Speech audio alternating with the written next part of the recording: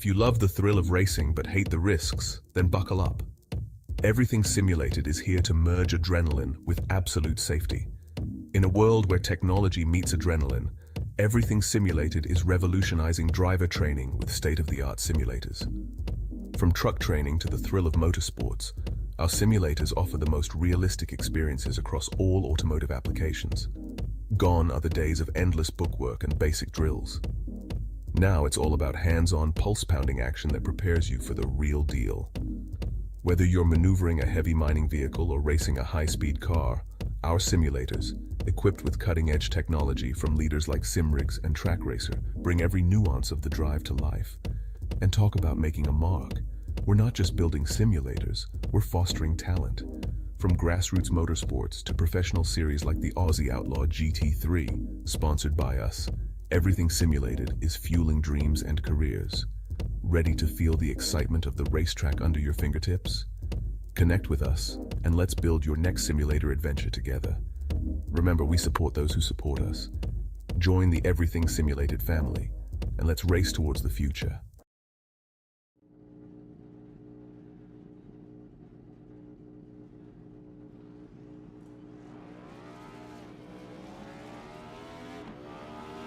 Here at TWRS, we're always here to help our squad when they need a little push in the right direction. That's just who we are.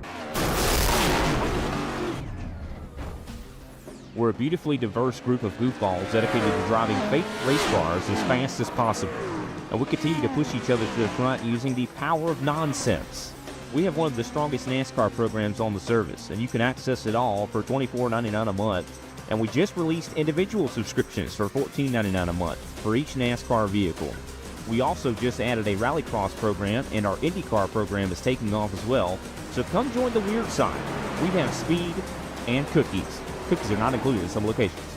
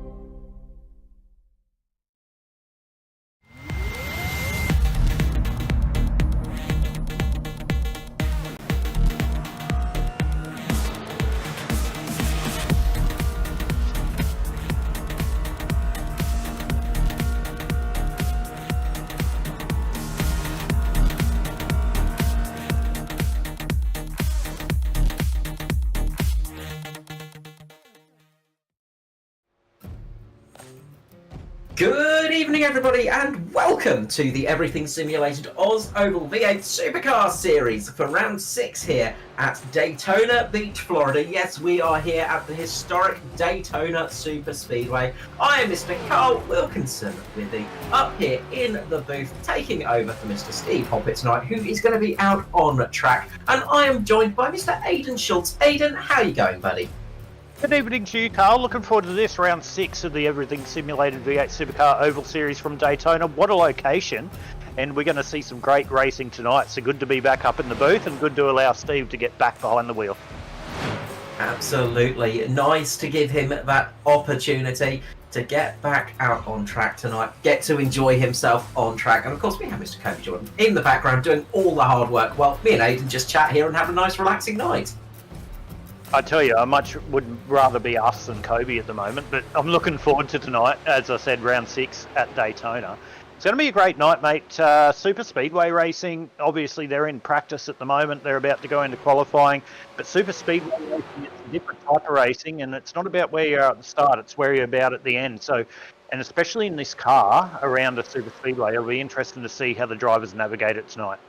Absolutely. Look, if you're not seen the V8s on an oval before, you're in for a treat tonight. We are in our 6th round, so plenty of things to go back and actually have a watch of as well. But they run very differently, of course. They almost run like a pack racing on every track, but when you get to a super speedway, it is pretty epic, and you get some mega runs as well. So we are looking forward to that indeed. We'll be going into qualifying very, very shortly here. Just quickly, just glancing at the weather forecast. We are 27 degrees in the air temperature tonight with a 30-degree track temperature. That is going to cause, well, a little bit of trouble on the tyres. They're going to get a little bit hot as it goes on. Of course, the super speedway is not too taxing on tyres, but that little bit of extra heat could play into tonight's race. Yeah, and a bit of track information there. We're at Daytona, 180 miles tonight, 290 kilometres. Track length is 2.5 miles. 80 laps tonight for the stalwarts out there. They've got to navigate 80 laps nice and cleanly. Fuel capacity is 70% in the car, and they get 3 sets of tyres across the wall. So it's going to be interesting. Tyres not usually an issue here at Daytona as we're about to go into qualifying, but we'll see how they go in the race. Absolutely. And just quickly, before we get into qualifying, we'll just take a quick glance at the championship standings coming into this race. Round 5 at Indianapolis, we saw the last race, and up the top it is Troy Davidson taking the lead and keeping himself up there, just 2 points ahead of Gary Wellman in second. We've got Craig Roffey in 3rd position with 171 points. Down in 4th position is Adam Malone with 162, 157 for Gemini Curvis in 5th. 6th position, we've got Andy Barber with 147, 132 points in 7th for Tony Roffey. Kay Donnelly sits in 8th position, 115 points, 111 points for Troy Morrison in 9th position, and in 10th spot is Tristan Koch with 104. Still plenty to play for in this season for sure. 100%, especially going into a super speedway tonight. You see that the Sim boys are very chocked at the top of the leaderboard at the moment, but tonight anything can happen. It is a super speedway, so probably a chance for a couple of the guys that are lower in the pack to maybe, or lower in the championship standings rather, maybe to get a little bit further up and grab a couple of points, because you and I both know, Carlos, that anything can happen. So Darren McKenzie at the moment on his outlap into qualifying, and we'll see where the grid ends up. Yeah, absolutely. And it's just, I think, the single lap, isn't it, for qualifying tonight? They only get the 1 lap here, which is almost not what you want on a super speedway, because the second lap is always the quicker lap. So all to play for here. It's going to be keeping yourself close to that yellow line to get as much speed as possible. And well, Aidan, you're a much better qualifier than me. You're going to be the one to talk us through a lap of this place and where you're going to get the speed from. Yeah, so essentially I'm no good at super speedways, hence why I'm in the box tonight. But essentially they're keeping it in 5th at the moment. So selecting 6 is not really the ideal thing to do. So keeping it in 5th, but to gain momentum on a super speedway, you outlap across the top and then just keeping it down to the low line and minimal steering inputs, because you're going so fast. If you make that extra steering input, it can, like 1/2 of a tenth can be like from 1st to 20th. So very smooth for the guys tonight, and we'll see who's going to do the best job here in qualifying here ahead of round 6 of the everything simulated V8 Supercar Oval League. But at the moment, Craig Roffey of 48.716. No surprise there to see Roffey up in the 1st position. Absolutely. Barely anything separating him to Kay Donnelly in 2nd position. Nothing covering the top 10 at the moment at all. It is barely a blink of an eye separating them, and that's what you expect on a super speedway like this. It is one of those things where every little millimetre counts, and if you run just slightly too high going through those corners, just take a too tight an exit or too tight an entry, as you were saying, Aidan, it just costs you so much time. You wouldn't think it, but it does. It does, and we're on board with Adam Ariel at the moment, the Ariel Auto Art car, but it does take a lot of concentration. It may look like that they're just turning left at 100 miles an hour, but it's very smooth, very particular in how you do that with a fast qualifying lap, and we're seeing that now. Look at those times, 48.716 as opposed to a 48.738, 48.774, 48.790 and a 48.795 for Adam Malone. So the usual players up the front here in qualifying with 1:27 to go. We don't know if anyone else has anything to go before we go. Adam Ariel up into 8th, which is a good qualifying position for him. And we'll see how we go as we go into the race. But it's looking like a very juicy race tonight, Carl. We know how these super speedway races do play out, and the qualifying times are showing that exactly at the moment. Yeah, absolutely. And Rick Vincent jumping up into 3rd position as well. And look, qualifying, as you say, not the most important thing on a super speedway, because there's a lot of running to go. There's a long old race to go for these drivers, as we see Tristan Koch here on his lap. It's all about getting yourself into a position where you can avoid some of the chaos on the early start. And Tristan Koch's up in 11th position after his run. So it's all about getting yourself in a position where you might avoid early incident. Because starting at the back can sometimes be useful because you've got a little bit more time to react. But if you're starting right up the front, you've got nobody in front of you to get in the way if they have a bit of an accident. So it can be crucial to find yourself up towards the front of the field in those early stages if there is a big one. And, well, one thing we know about super speedway racing, Aidan, is there's always a big one lurking around the corner. Yeah, it'll be there at thereabouts as we're about to finish qualifying for round 6 here of the Everything Simulated V8 Supercar Oval Series, and it will be Craig Groffey off the pole. I'll let Carl take you through the grid as we go on. We will go across to some ads, but looking forward to that one, mate. It's going to be interesting. We'll see how we go. You got to be in there, and you know what they say, to finish first you must finish.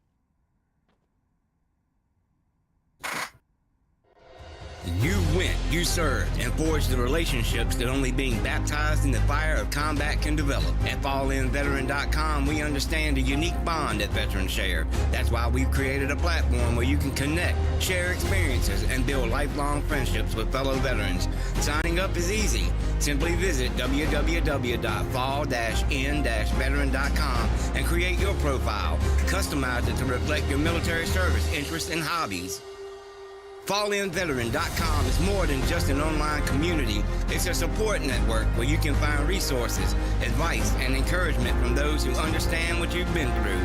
Whether you're looking for camaraderie, mentorship, or simply a place to share your stories, FallInVeteran.com has it all. Join thousands of veterans who have already found their tribe and start connecting today. FallInVeteran.com. Come join us and experience the power of community. Sign up now at www.fall-in-veteran.com.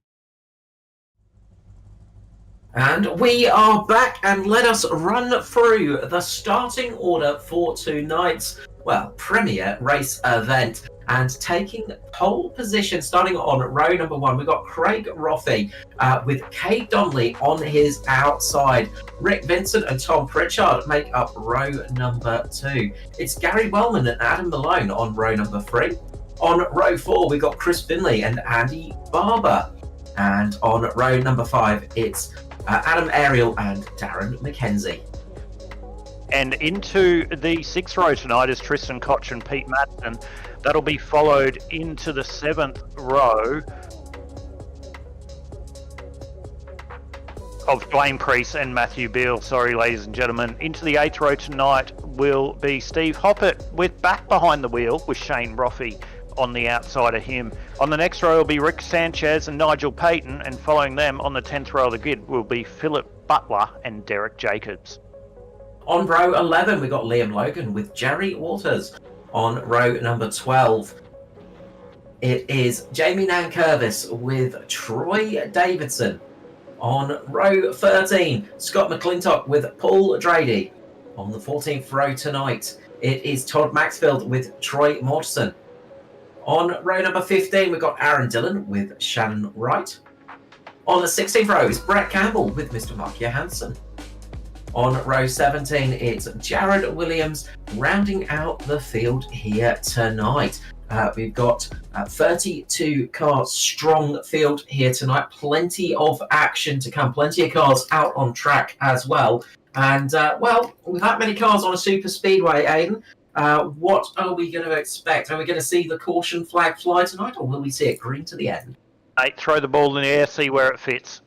Don't know. These guys will go 2 or 3 wide at any stage. I'll guarantee you it'll be 2 or 3 wide early, and we'll see that. It's all going to be about fuel strategy, where you're going to play. Are we going to have green flag pit stops? Are we going to have safety cars, as you just alluded to? So a lot to play down. 80 laps to go here for round 6 of the Everything Simulated V8 Supercar Oval Series. It is Craig Roffey and Kay Donnelly off the front row. So we'll see a long way to play out at the moment, Carlos. We don't know. There's a lot of strategies happening, but bring them to the green, my friend.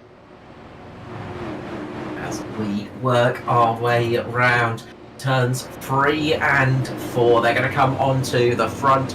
Well, not exactly straight here. It is a tri-oval here at Daytona, and that can sometimes catch a few people out for sure. A long way to go until we get to the start-finish line. The pace truck will pull in. The car that's going to lead us away is going to be Craig Roffey. The green flag will drop, and we go green for this round 6 of the Everything Simulated Oz Oval V8 Supercar Series. There we go, I got tongue twisted at the start, but we get away nicely. The bottom line getting away well at the start. Craig Roffey in the lead still. Dropping down is Kay Donnelly, slotting himself into that low line, leading Tom Pritchard up to run the high line at the moment, and he's got a lot of team support behind him, and that could be crucial in these early stages. Yeah, 100%. We're going to see guys go 2 or 3 wide early, I'd suggest. They're going to utilise the draft. I just see in Discord, Carlos, that Troy Davidson had a VR issue. So Troy Davidson no longer a part of this race, as he was right up in the championship points, so that's not going to be good for him. But the guy's doing a great job, 2 wide now. Oh, Roxy in a big incident out of turn number 4. Adam Ariel, everyone a part of that. That's going to bring out the caution car. Well, we were talking about the big one, and it happened before we even got the first lap over and done with. Craig Roffey getting caught with Cade Donnelly. A little bit of a bad bump from Cade Donnelly just behind on Craig Roffey. Unsettled the car. He has gone around and then caught most of the field behind. A lot of cars caught up in this incident. That is a huge accident to start the race. The race with. Yeah, and so easy to happen as you see Craig Roffey down on the inside, Kate Donnelly on the outside here. They're just drafting in the pack. We'll see what happens out of turn number 4. Roffey just comes up a little bit high. Kate Donnelly in behind him. Yeah, so a little bit of Roffey changing his line there, but at the same time, you know, Cade's just got in the back of him. So that's just super speedway. That's unfortunate, and a lot of drivers taken out in that incident. Yeah, that was it. And look, it's such high speeds. Everybody's so close together in that stage of the race as well. That is really going to catch a lot of people out. And, well, it did indeed. A lot of damaged cars out there now. I was just looking through, and I did see Brett Campbell with a lot of damage. I think his night might be over. The front wheel was pretty much completely torn off of that. So that has really thinned down the field a little bit. Todd Maxfield missing the whole front end of his car. We're going to see a lot of cars into pit lane, getting some early repairs done as well, I imagine, because there are a lot of damaged vehicles out there that will need to get some TLC before they can get back to running in this race. Yeah, exactly right, Carl. And what this will also do, where you see the cars just driving through pit lane at the moment, coming to top up on fuel, even though we're only 3 laps into 80, and a little bit of extra fuel will make you go longer and be able to work with people. So now strategies are coming into place. I know we've got a lot of things to come up and the possible new crashes, but some people are coming into pit lane at the moment and they're just topping up and trying to go that extra longer. So it'll be interesting to see how they go, whether they calm down. You did say where we're going to see the crash. You might have put the mocker on it. I'm glad I didn't put the mocker on Brett. That he's in pit lane. He would have aided me for that.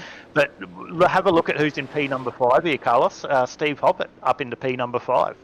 Absolutely. Yeah, we had a few cars stick it out. So Liam Logan, Phil Butler, Steve Hoppett, Matthew Beale, Peter Matson, Tom Pritchard, and Rick Vincent all sticking out on track, not coming down the lane for any top ups or servicing. So they decided to stick it out a little bit and get track position here. So they wanted to get track position in this race, keep themselves up the front. And well, we just saw that's no guarantee of keeping yourself safe, as it was the leaders that went round. And that's why it was such a big incident as well, because a lot of people trying to avoid that. When you're stuck behind another car, there is not much visibility at all. You're basically going into an accident like that blind. You might get a crew chief or a spotter telling you that there's an accident happening, but it is a lot of luck and a little bit of skill to get yourself through an incident like that without any damage.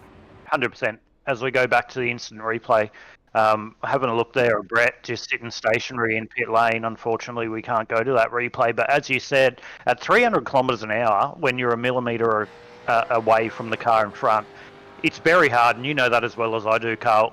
It can happen 20 cars in front of you, and you can still get caught up in the accident. So at the moment, we do have Vincent leading the race over Pritchard. Just keep an eye on, ladies and gentlemen, of Tom Pritchard during this race, because he is really, really good at super speedways and really good at managing his car. So expect him to be there or thereabouts, everything going equal at the end of the race. But Vincent at the moment is leading the way over Pritchard, Hoppett, Matson and Hoppett, Beale in the 5. Phil Butler, good to see him up there in the P6 at the moment. Logan, Wellman, Priest and Mackenzie rounding out your 10.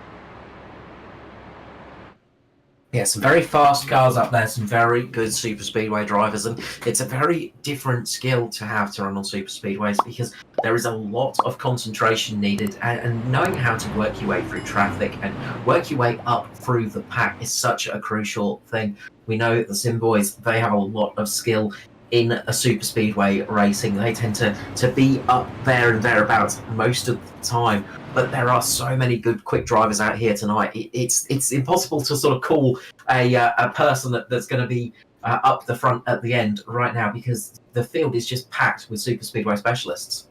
Yeah, it'll definitely change before we get to the end of 80 laps tonight here for round number 6. It'll definitely change as you see the order now with Benson and Pritchard on the front. It'll definitely change as we get closer to lap 80. We've had our first incident, lap 2 of 80. Hopefully the guys can go green, keep it clean. We can give you some good racing here for round number 6. But Carl, we're about to go green once again. Take the viewers to the green flag as Vincent and Pritchard leads off from the front row. So up the front we have Rick Vincent, Tom Pritchard, and it is all down to the leader getting to the line now. Vincent will become the effective pace truck when that pulls in, and he will be leading the pack to the green flag, and then they're going to get their restart once again underway. Unlike smaller tracks, super speedways, you don't want to launch yourself off too fast, because that just leaves you open to people behind you. So it's crucial just to get away nice and smooth and just build up that speed in a nice even manner so everybody can stick with you. A good start there from Vincent. Pritchard got away a little bit better. He might have the run up on the higher line. He has got Matthew Beale there behind him. If he can offer a little bit of support here, they might be able to slot themselves in front on the low line, get themselves in a good position. Fairly broken up. We've got an incident happening in the background, though. Around goes Adam Ariel, and we have got the caution flag out once more here at Daytona. Yeah, caution for the second time tonight, lap 5 of 80. Adam Ariel caught up in his second incident tonight as we go back to the incident replay. We'll have a look at what happens as they come to the start line. You can see Adam there on the outside line. We'll see what happens in the turn number 1 and 2 here at Daytona. He's had a rough start. He got some caught up in that first incident, got his repairs done, and he is back in it, but we'll see what happens here. Going well through turn number 1. Oh, yes. Car just gets loose out of nowhere. Big snap through the corner, and the back end just steps out on Johansson and just pings him down into Ariel. And unfortunately, the rest of the pack behind, I think it's Kate. Sorry, it wasn't Kate. Oh, big turn left. Big turn left there by the car on the outside. So don't know what happened there. But Adam Ariel, not a great start tonight. He would not be happy with that at all. And that's pretty much put day done to his night, to be honest. And Kay Donnelly as well. We saw him starting on the front row of the grid. It has been a abysmal night for the 41 here tonight. He got caught up in that incident too, and more damage to the 41 Simboy. Really not the start that he would have wanted. And strange incident there for Johansson. It just looked like the car snapped for no reason. I'm not sure what happened there. It's tricky to see, but he was sort of running that slightly higher line. Maybe the car just got a little bit loose and just could not catch that snap in time. Yeah, don't know what happened there. Unfortunate for both drivers, but as we see a couple of drivers making their way into pit lane, that's Vincent making his way into pit lane. So he didn't pit earlier with the fuel top up, so he's taken the opportunity now under this caution to fill up now. So a little bit of the roles reversed. I'm trying to bring up ads into the broadcast booth to try and have a chat to him, but unfortunately I don't think I have those privileges. So okay, we will see if we can work that out in a little bit of time while we get that underway. We're seeing the pit stops happening, and not everybody coming into the lane this time. We're seeing a few pit stops happening, a few people that didn't stop last time. Matson, Pritchard, Beale and Hoppet all sticking outside on the track, not coming in for a stop so far. They've just used the caution periods to save a little bit of extra fuel, which is always useful at the start of a race like this, just to get yourselves into a position where you can extend a little bit here and get yourself there. Of course, coming into the lane and topping up is always a good idea, but track position might be key at the moment, especially if these cars are a little bit wiggly on those opening laps on cold tyres. So always crucial to be in the right place at the right time. And well, you found yourself at the right place at the right time tonight over here on Quasi Esports, where we are, of course, running the simulated Oz Oval V8s here tonight. And if you want to catch more of this and more stuff in the future, make sure to hit the subscribe button, and why not give us a little like as well. Always helps with the old algorithms. Let us know that we are doing the job correctly, and of course it means that you will not miss any of the action in the upcoming weeks from this very fast and frenetic series.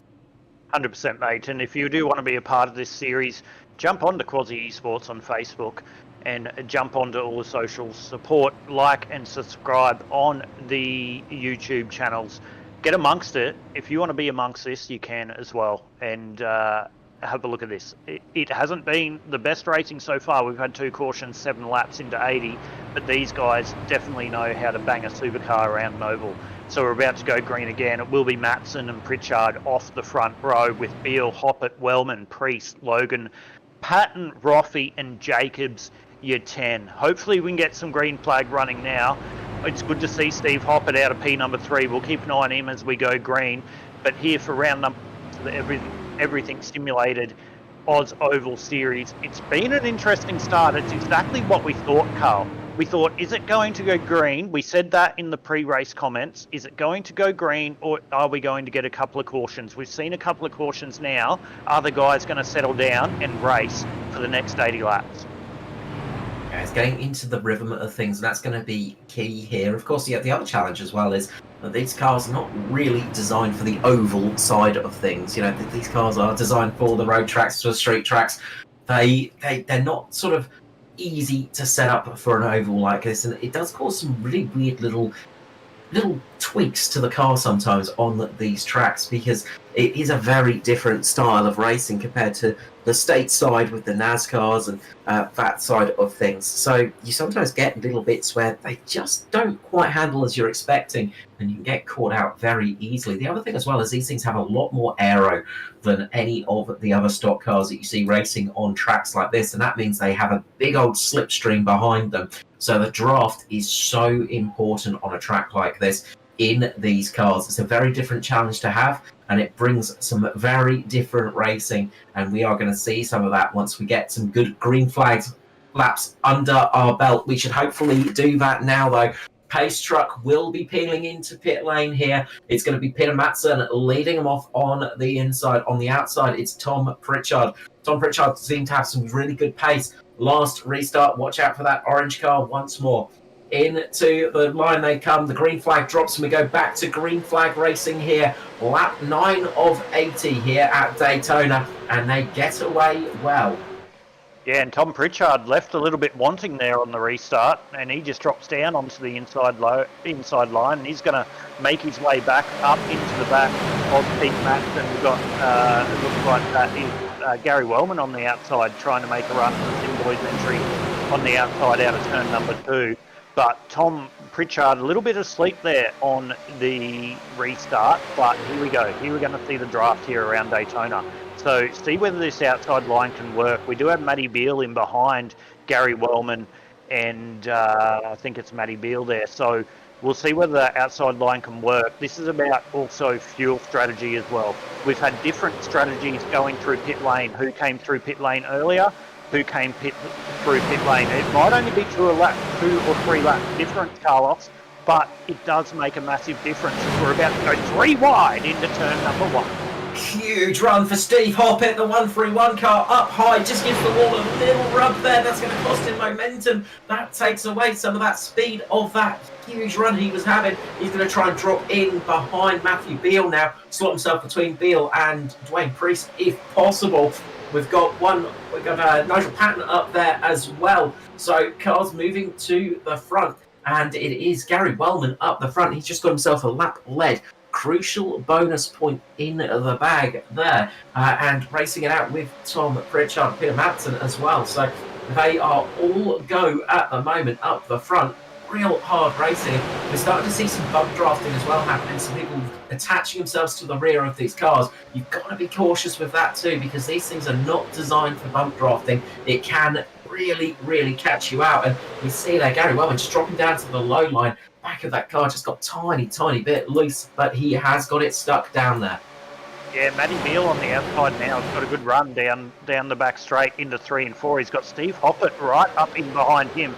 Matty Beale was pushing really hard there in behind Gary Wellman, and you saw Gary say, "Nah, I'm not having a part of this," and he went down. Oh, as we see how close it is, but we saw Gary Wellman go down on the inside line and go, "I'm not having a part of this." But we're 2 wide racing. We're now green flag racing with no caution. And you watch these boys get the elbow out as we are 11 into 80 here at Daytona for round number 6. Todd Maxfield having a little bit of a scary moment there in the mid-corner, I think it was. The car just got a little bit light on him. He managed to hold it, and the car below also did a great job of keeping themselves in the action. I think it was Liam Logan just doing a great job dropping it below the yellow line just to save an accident happening. Steve Hoppett once again getting a good run up on the high side, taking it 3 wide. He's got Dwayne Priest right behind him at the moment, pushing him along. In the middle is the 018 of Matthew Beale. No real support there, but he's managing to get the side draft working at the moment, and that high line's starting to die off. Yeah, very hard there. That middle line from Matty Beale on himself, that worked really well. Stevie Hoppett, he's trying to make his way up there. You'll see the high line slowly get back, but this is all about who works with who at the moment. So it's very easy to go back 4 or 5 spots if you don't have a friend. So it's all just about settling in, adjusting to where you are now. We're green flag racing and just racing your race to where you are. And we're seeing that at the moment. A lot of the guys wanting to run 2 or 3 wide, and we go look at that 3 wide now. Look at that run on the outside into turn number 3. Huge run for Jerry Walters there. Absolutely got the draft, and it just slingshot him ahead of the other cars. Probably an extra 10, 15 kph there. That was the speed difference. But now he's got nobody in front of him, and he's going to just lose all of that speed. It's just like hitting a brick wall when you get out of that, and all of a sudden it just slows the car down. But he has managed to lock down the low line at the moment, get himself right in front with Matthew Beale, and that is crucial. So those two can start working together now. Toddy Maxfield up on the high line, trying to sort of get himself working a little bit. He wants to get down there with Gary Wellman, linking himself up with the Sim Boys, but Steve Hoppett's pushing him along as well. So they are all fighting for position at the moment, and when these cars get a run, it is ridiculous how much faster they go. It is almost crazy, the speed difference. Yeah, exactly, Carl. Game of chess at the moment, and Jerry Walters from the United States of America doing a great job there in the first place. It's good to see people from other countries here, part of the Oz Oval Series in racing. Jupiter clock at night at their time, and they're across here and having a race. But it's about a game of chess, Carl. You know this. You've been around NASCAR a long time, commentated hundreds and hundreds of races. This isn't NASCAR, but it's NASCAR-style racing. So it's about positioning your car, playing that game of chess, and getting yourself ready to be able to fight. Because this race is not going to be won now. It's going to be won with 20 to go. Are we going to go green flag pit stop as well? That's going to make a big difference of what's going to happen there. So a lot to go. Currently, Walters, Maxfield, Beale, Hoppett and Wellman, your 5. And have a look at this as they go through 3 and 4. Supercars too wide here at Daytona. And as you said, green flag pit stops could be crucial here tonight. If we do see them, that could be a big difference maker. If you can save yourself an extra litre or 2 of fuel in these supercars, these V8 supercars, it can gain you an enormous amount of time down pit lane.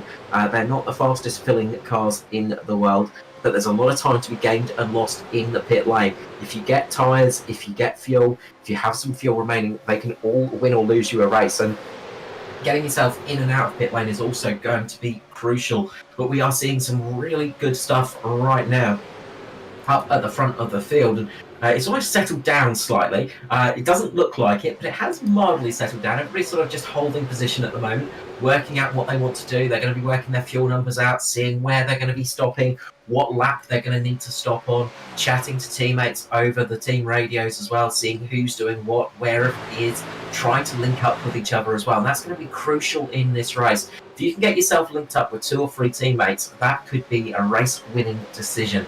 But it is easier said than done. You are basically playing chess at 200 odd miles per hour, going around a track, racing with a cigarette paper between yourself and about 3 other cars around you. It does very much require a lot of concentration and also a lot of skill as well.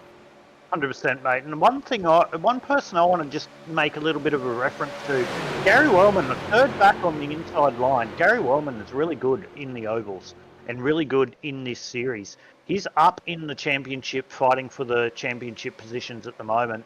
And with Craig Roffey having an incident earlier on in this one, that's going to help him with the championship points. So keep an eye on the Sin Boys number 45 there, Gary Wellman on screen, because he'll be there or thereabouts if this goes green. And this will be a good bag of points for him to be able to jump up above, because you saw Kate Donnelly as well have a big incident as well. So this is a big night for Gary Wellman here around Daytona to grab a big bunch of points going into round number 7. But we're still early doors, 18 into 80, and it's Walters, Maxfield, Beale, Payton and Wellman. Good to see Nigel Payton up there in the top 5 there too, Carl. He is not around that much, but good to see him up in the top 5 at the moment.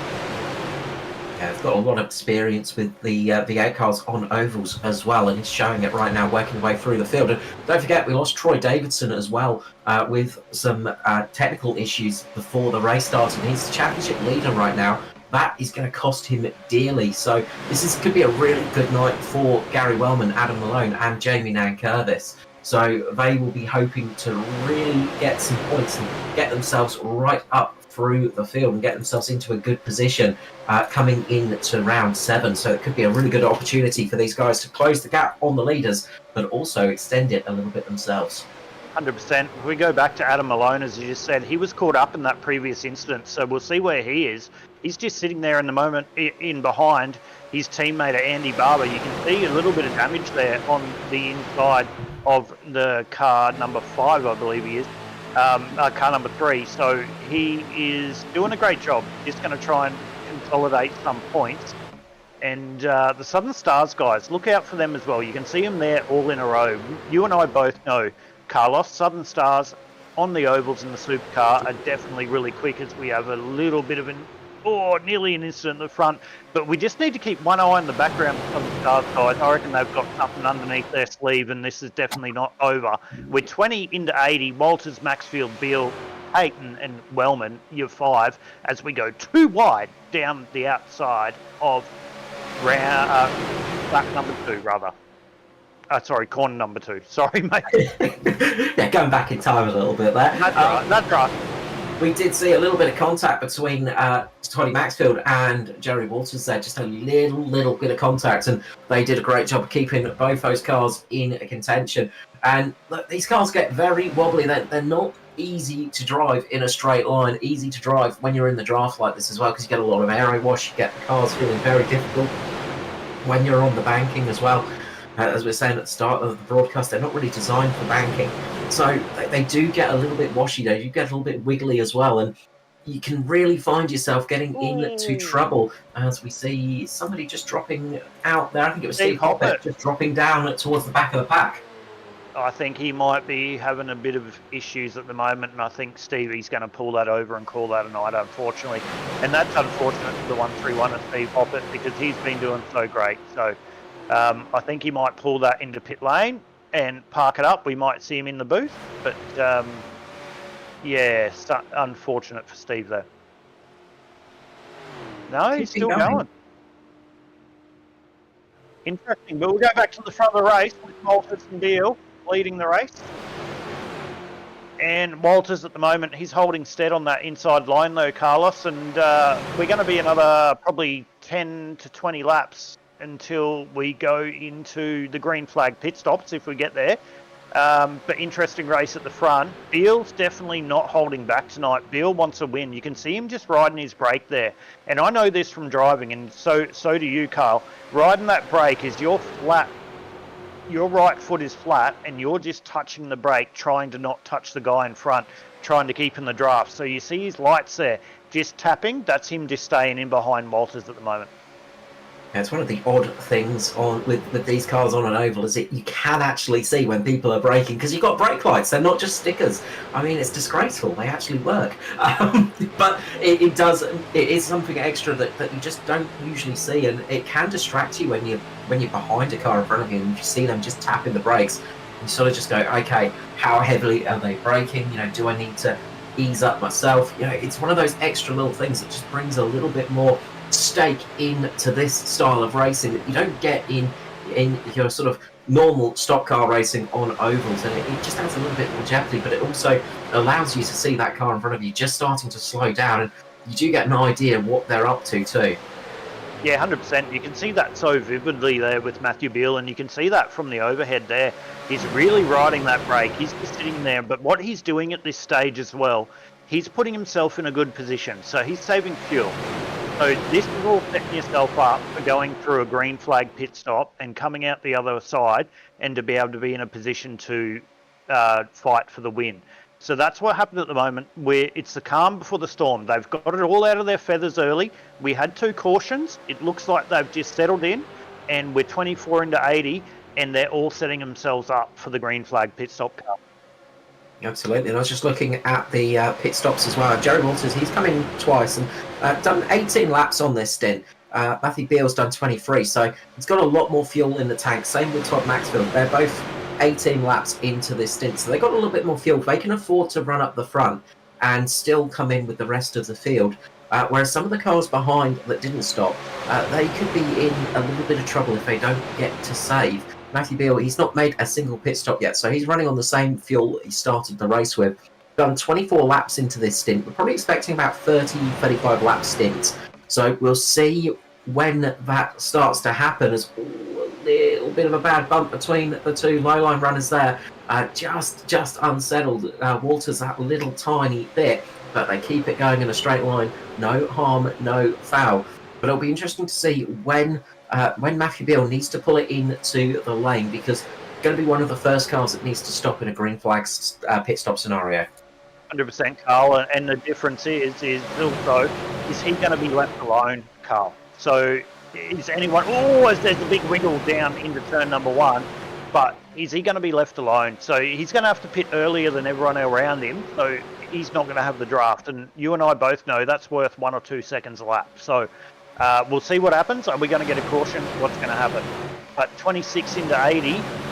In a second, we might go across to our sponsors and have a look at a sponsor video in a minute. But as the guys just circulate here at the front, Matthew Beale, Walters, Wellman, Maxwell, and Matt's in your top 5.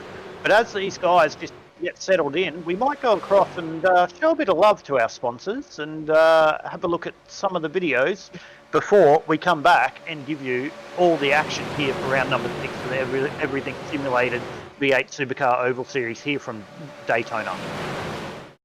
Racing isn't easy, but experiencing it is. iRacing puts you in the driver's seat with the industry's leading sim racing game.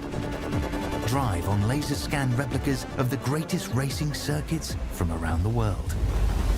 Go head-to-head against other drivers chosen by skill-based matchmaking to ensure competitive racing at every level. Compete across all your favorite series. In officially licensed cars, engineered to deliver the most accurate driving experience possible.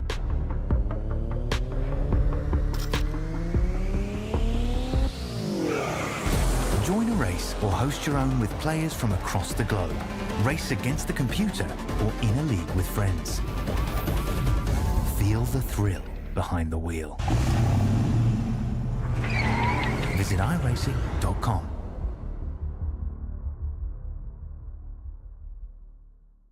If you love the thrill of racing but hate the risks, then buckle up. Everything Simulated is here to merge adrenaline with absolute safety. In a world where technology meets adrenaline, Everything Simulated is revolutionizing driver training with state-of-the-art simulators. From truck training to the thrill of motorsports, our simulators offer the most realistic experiences across all automotive applications.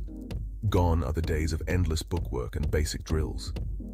Now it's all about hands-on, pulse-pounding action that prepares you for the real deal. Whether you're maneuvering a heavy mining vehicle or racing a high-speed car, our simulators, equipped with cutting-edge technology from leaders like SimRigs and Track Racer, bring every nuance of the drive to life. And talk about making a mark. We're not just building simulators, we're fostering talent. From grassroots motorsports to professional series like the Aussie Outlaw GT3, sponsored by us, Everything Simulated is fueling dreams and careers. Ready to feel the excitement of the racetrack under your fingertips? Connect with us, and let's build your next simulator adventure together. Remember, we support those who support us. Join the Everything Simulated family, and let's race towards the future.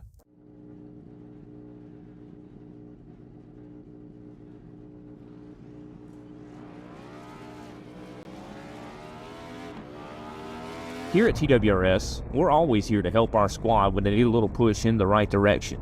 That's just who we are.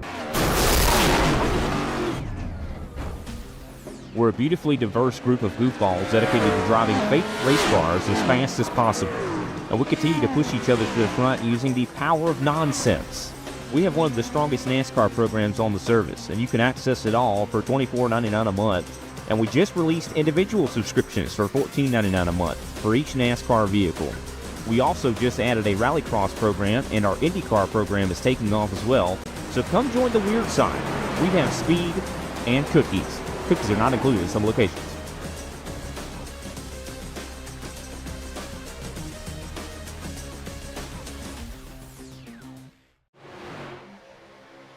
And we are back, and look, a big love to the sponsors there. If you feel like helping out, make sure to go and spread the word for them. As we've got a wreck happening just as we come back. One of the purple sim boys, I think that would have been Dwayne Price. Dwayne Price. I saw that car flipping over, and I think it did a full rollover, and that brings us into caution just as we came back. So we timed that one to perfection, you've got to say, but that was a big incident there for the 777. 100%, mate. And you know what this has done? We spoke about the strategy there for Matty Beale at the front. He's going to be licking his lips now. So this has now reset the field in regards to fuel strategy as we go back and have a look at the replay here for round number 6 of the Oz Oval Series, brought to you by Everything Simulated. They're going through the corner. We'll see what happens. It might be with his own teammate, Gary Wellman. They come out of turn number 2 here. He's getting a good draft. Yeah, he's just, with his... That's the 27, sorry. Oh, that's the 27, sorry.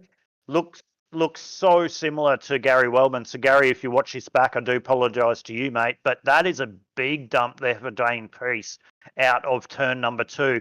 And this is going to reset the field here 32 into 80 laps. Have a look at them all spreading everywhere. Only a couple of drivers caught up in that. So that is all good, but that was a big dump there for Dane Priest. Yeah, Yeah, Dwayne, that was a big one. we saw Dwayne doing a full rollover as well. He actually went onto his roof there, flying over the cars, and one of the Everything Simulated cars as well just got caught up in that one too. Didn't quite see which one it Craig was. Roffey there in the background where you have a look at that, Carl. He was very lucky to miss that. Craig Roffey, after being caught in an early incident, one of the championship leaders or in contention, he missed that just by the skin of his teeth. So we'll have a look at that as we go back in the replay at the moment and see what it looks like on board from Craig Roffey. Currently third place in the championship. He can get a lot of points tonight, as we said Gary Wellman could. So we're going through turn number 1 and 2 at the moment. We're going to see the incident here on the exit of turn number 2. Have a look at what it looks like from the driver's view. And he has absolutely dodged a bullet. Yeah, that is a huge incident. Liam Logan got really heavily caught in that one, as well as Scotty McClintock. Tell you what, he's lost a lot of spots in that, Craig has, but he's completely okay at the moment. At least he gets to go again. But we thought the big one would come again. Third caution tonight, 33 into 80. Gary Wellman now leading the race over Sanchez Butler. Phil Butler up into P number 3 as they go through pit lane. Good old Philbo. I'm not going to put the mocker on him because my boys always, or my teammates always get up me about putting the mocker on when I'm in the broadcast, but he's up into P number 3, which is good. And Walters and Pritchard, that Everman Pritchard, your super speedway specialist, up into P number 5. 33 into 80. We caution again for the third time tonight, and we'll reset and go again, Carl. We will, and we are joined up in the booth by Mr. Steve Hoppett. You heard his voice a couple of times in that incident, but Steve, welcome back to the booth. I would say I'm disappointed to see you. Not that I don't love seeing you, Steve, but sad to see you up here this early in the race. But some good running out there. You definitely had some good pace. Mate, yeah. The legs were getting there. It was starting to build up, but the pain. But it was the shoulders that gave out. It was just, I just haven't done this for a while. And with a couple of dodgy shoulders, they a little bit out of practice, unfortunately. The rig rust kicking in, unfortunately. I know that feeling all too well, sadly. But as you said, some good pace out there. You managed to keep yourself out of trouble, keeping yourself out of that early incident as well, and finding yourself right up the front of the pack. Yeah, I actually, funnily enough, I saw Todd Maxfield's car go sideways. About 15 cars ahead of me or whatever it was, and that was enough for me. I just went straight to the left in the infield. It proved to be the right decision. While we got you up here, just quickly, what was the fuel like out there? What were we expecting for like a green flag run here tonight? What, are we going to be able to make it to the end from here, or is it still a little bit shy? There'll be another stop. What have we got to go? What are we on? Lap 46 laps to go. Yeah, 46 to go. There'll be another stop. They'll need another stop. They won't get 46 out of this. I think it was high 20s or low 30s. I wasn't really looking at it until like that first caution came out. I didn't pay any attention to it because it was a couple of laps in. Then on the second one on lap 6 or 7, I think I had a look at it and I still had 24 laps of fuel. So there was no need for me to come in, which is why I didn't follow the rest of the pack. No, crucial and useful information. Thank you so much, Steve. But no, probably I'm looking at another stop between here and the end. It'd be my guess with that many laps to go. So anybody who's just filled up now will need to do another stop. Anybody who's got plenty on board will need to do at least one between now and probably about lap 70 or 80. Depending on what they've got, depending on how much they've still got on board when they last pitted. All right, well, there you go. You hear it here first, for folks. There from the man, Mr. Steve Hoppett. We're about to go green here. Lap 34 of 80 for the Everything Simulated Oz Oval Series from Daytona. Lap 34 of 80. come on, Carl, bring him to the green, mate. Let's go. Let's see if we get some good racing here. And we're about to go green. And Gary Wellman gets a great start just behind him. Jerry Walters gets a little bit of wheel spin, and that costs that low line so much momentum. Gives Rick Sanchez an opportunity with Phil Butler and Rick Vincent as well. The high line got a much better start after that little bit of wheel spin down low. Something you've got to watch out for on these tyres. If you don't change them in the pit stops, they can get a little bit spinny on the restarts. But they all get away well by the looks of it. Everybody has gotten away nicely, and that's put Rick Sanchez up into the lead at the moment. Staying up high, down low, they're starting to link up with each other. Vincent and Wellman hooking up nicely. Phil Butler sliding himself down on that low line, slotting himself into second place as well. And he's got Shane Roffey up there too, Rick Vincent. So teammates are working well up there, and they're starting to slide into some good positions. You've got up on the high line at the moment one of the Sim boys. It is Tolly Maxfield working his way forwards, pushing forwards as well. So they are all starting to work their way towards the front. Who wants to lead that low line? That is going to be the question. Who will stay down there? Who will get the right position? And will we see it green to the next set of stops? Hopefully we do, Carl. They're doing great at the moment. They're too wide at the front. We've seen that all night tonight. We've had 4 cautions now, a couple of big incidents. We've got Phil Butler up third back on the inside line. He's been nowhere tonight. He's slowly made his way up, so he's doing a great job as well. Sanchez has been there or thereabouts. Maxfield is always there or thereabouts. So a lot to play out now, 36 of 80. We're too wide here at Daytona International Speedway for round number 6. And we're going to go good. So we're going to go green, I think, here. So it's all about positioning themselves now for that green flag pit stop. And I said that earlier. It's a really crucial part of this motor race where you need to get it right. You need to understand your fuel settings. There's an incident, and I've just put the mocker on again as we're still green going down the back straight. And we saw, who's that? Nigel Payton making it through that incident as well. So we go back to the instant replay, Carl, if you call it through that. But Todd Maxfield there just in front, just gets a little bit of a bad rub on the exit of the corner. It sends him up into the wall. Heavy damage on the 16. Very, very good driving from the field there to avoid a big incident. That would have been a nasty, nasty wreck, and that could have been another big one. See Patton there just flying it down on the grass, just sailed his way through, got himself through all that incident, and managed to keep himself linked onto the low line. So we've now got a couple of different packs formed up as the field is spread out because of that incident. Yeah, 100%. And this is where it's essential for the guys at the front. Even though the guys behind, they will drag back up onto the back of this pack. That is a no-brainer. They will do that. You just keep an eye on that. They'll work together and drag up onto the back. But at the moment, Roffey, Vincent, Sanchez and Butler at the front. And this is the second group. They will try and drag up onto the back of that front group. And I probably would suggest that that will happen. So we'll see what happens. But here's the front group now. Big pack. It's going to be hard for them to try and catch.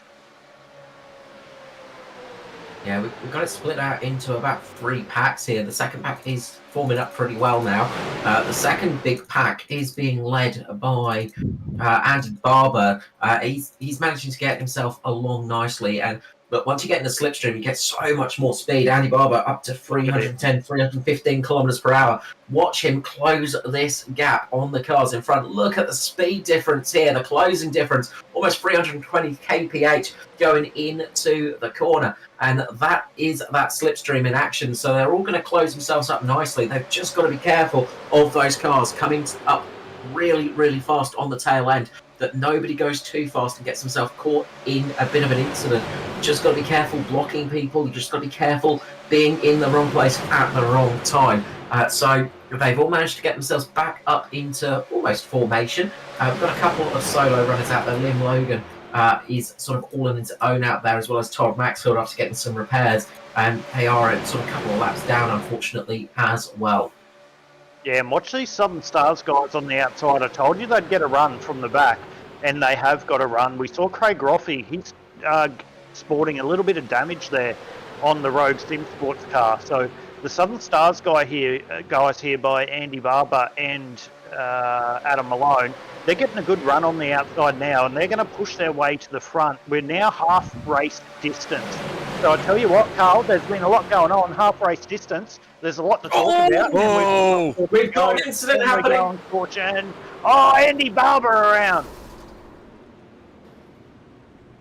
Matthew Beale just going around there. Contact between Beale and Peter Matson, and that's going to bring the caution flag out. Let's see what happens here in this incident, and quite a few cars getting caught up in this heavy damage for Scotty McClintock, as he really had nowhere to go, and this is going to be an accident that thins the field a little bit more here tonight.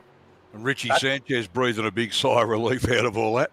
That's not the first time we've seen that, though, tonight, gents. We saw that with the teammates between Gary Wellman and Todd Maxfield earlier with that outside contact, and that's the same as what we've seen for this incident here, and that's exactly how it's ended, and it's ended in disaster for a lot of guys in the field. Yeah, it looks like the boys getting a little bit too keen with the bump drafting there at the moment, and that's pretty much what's caused a couple of these incidents, I think. Yeah, these cars, they don't bump too well. No, actually. Just sliding up the line, they both sort of slid into each other there, and that's sort of 2 into 1 location does not go. It looked like the car up above just slowly moved down a little bit, just caught the side of Beale, and yeah, you can see the incident happening after that. It actually looks like Richie Sanchez gave a little bit of a bump to Matty Beale and put him out of shape, and he moved up into, who was that, Peter Matson? Yeah. Unfortunate for Matty Beale tonight, because he's had a really good run at the front. He's been going really well, but that just goes to show super speedways. It's so quick how it can change, and he's had a pretty rough run throughout the series when little things like that happen.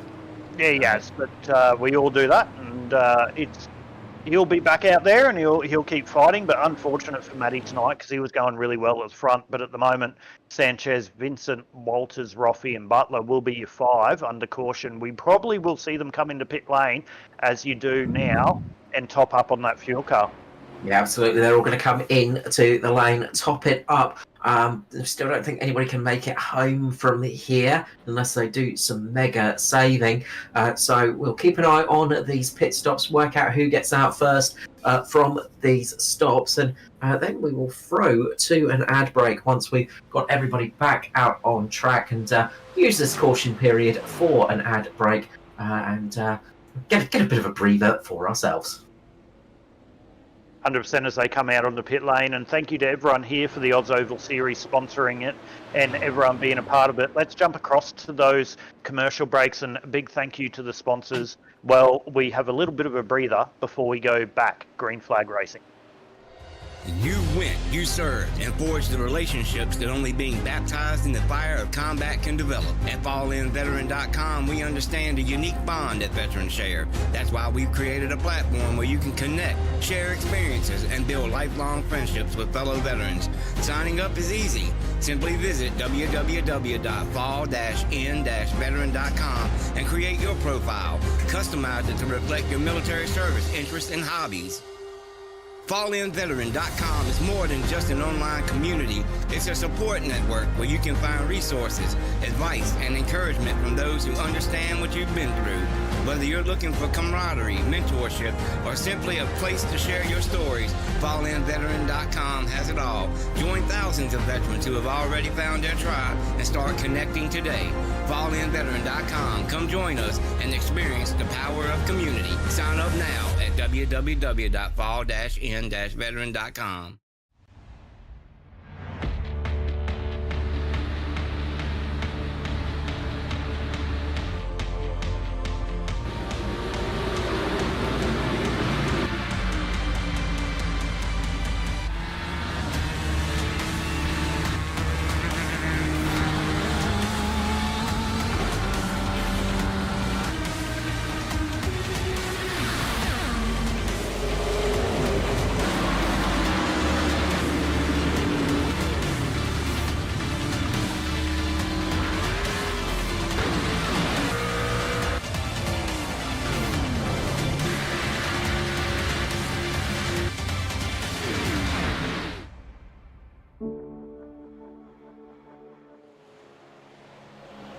And we are back. A big thank you, of course, to the sponsors. Make sure to head over and give them some love and support from us and let them know where you heard about them from as well. It always helps. And if you've got a couple of free seconds as well, make sure to hit that subscribe button and the like button. It all helps keep Quasi Esports running and bringing you the Oz Oval series here in sound and vision live on a Sunday night. Pace Truck has turned its lights out, so we're going to be going back to green flag racing soon, and it's a tale of two Ricks at the front. We've got Rick Vincent and Rick Sanchez leading the pack at the moment. It's Gary Wellman, Phil Butler on the second row, Jerry Waters, Nigel Patton on the third, Paul Drady and Jamie Curvis on the fourth, and on the fifth row it's Troy Matson and Chris Finlay. So plenty still to run here tonight. We've lost a few cars from the pack. Looks like we are down Troy Davidson, Aaron Dillon, Kate Donnelly, Mark Johansson, Adam Ariel, Dwayne Priest, Tom Pritchard.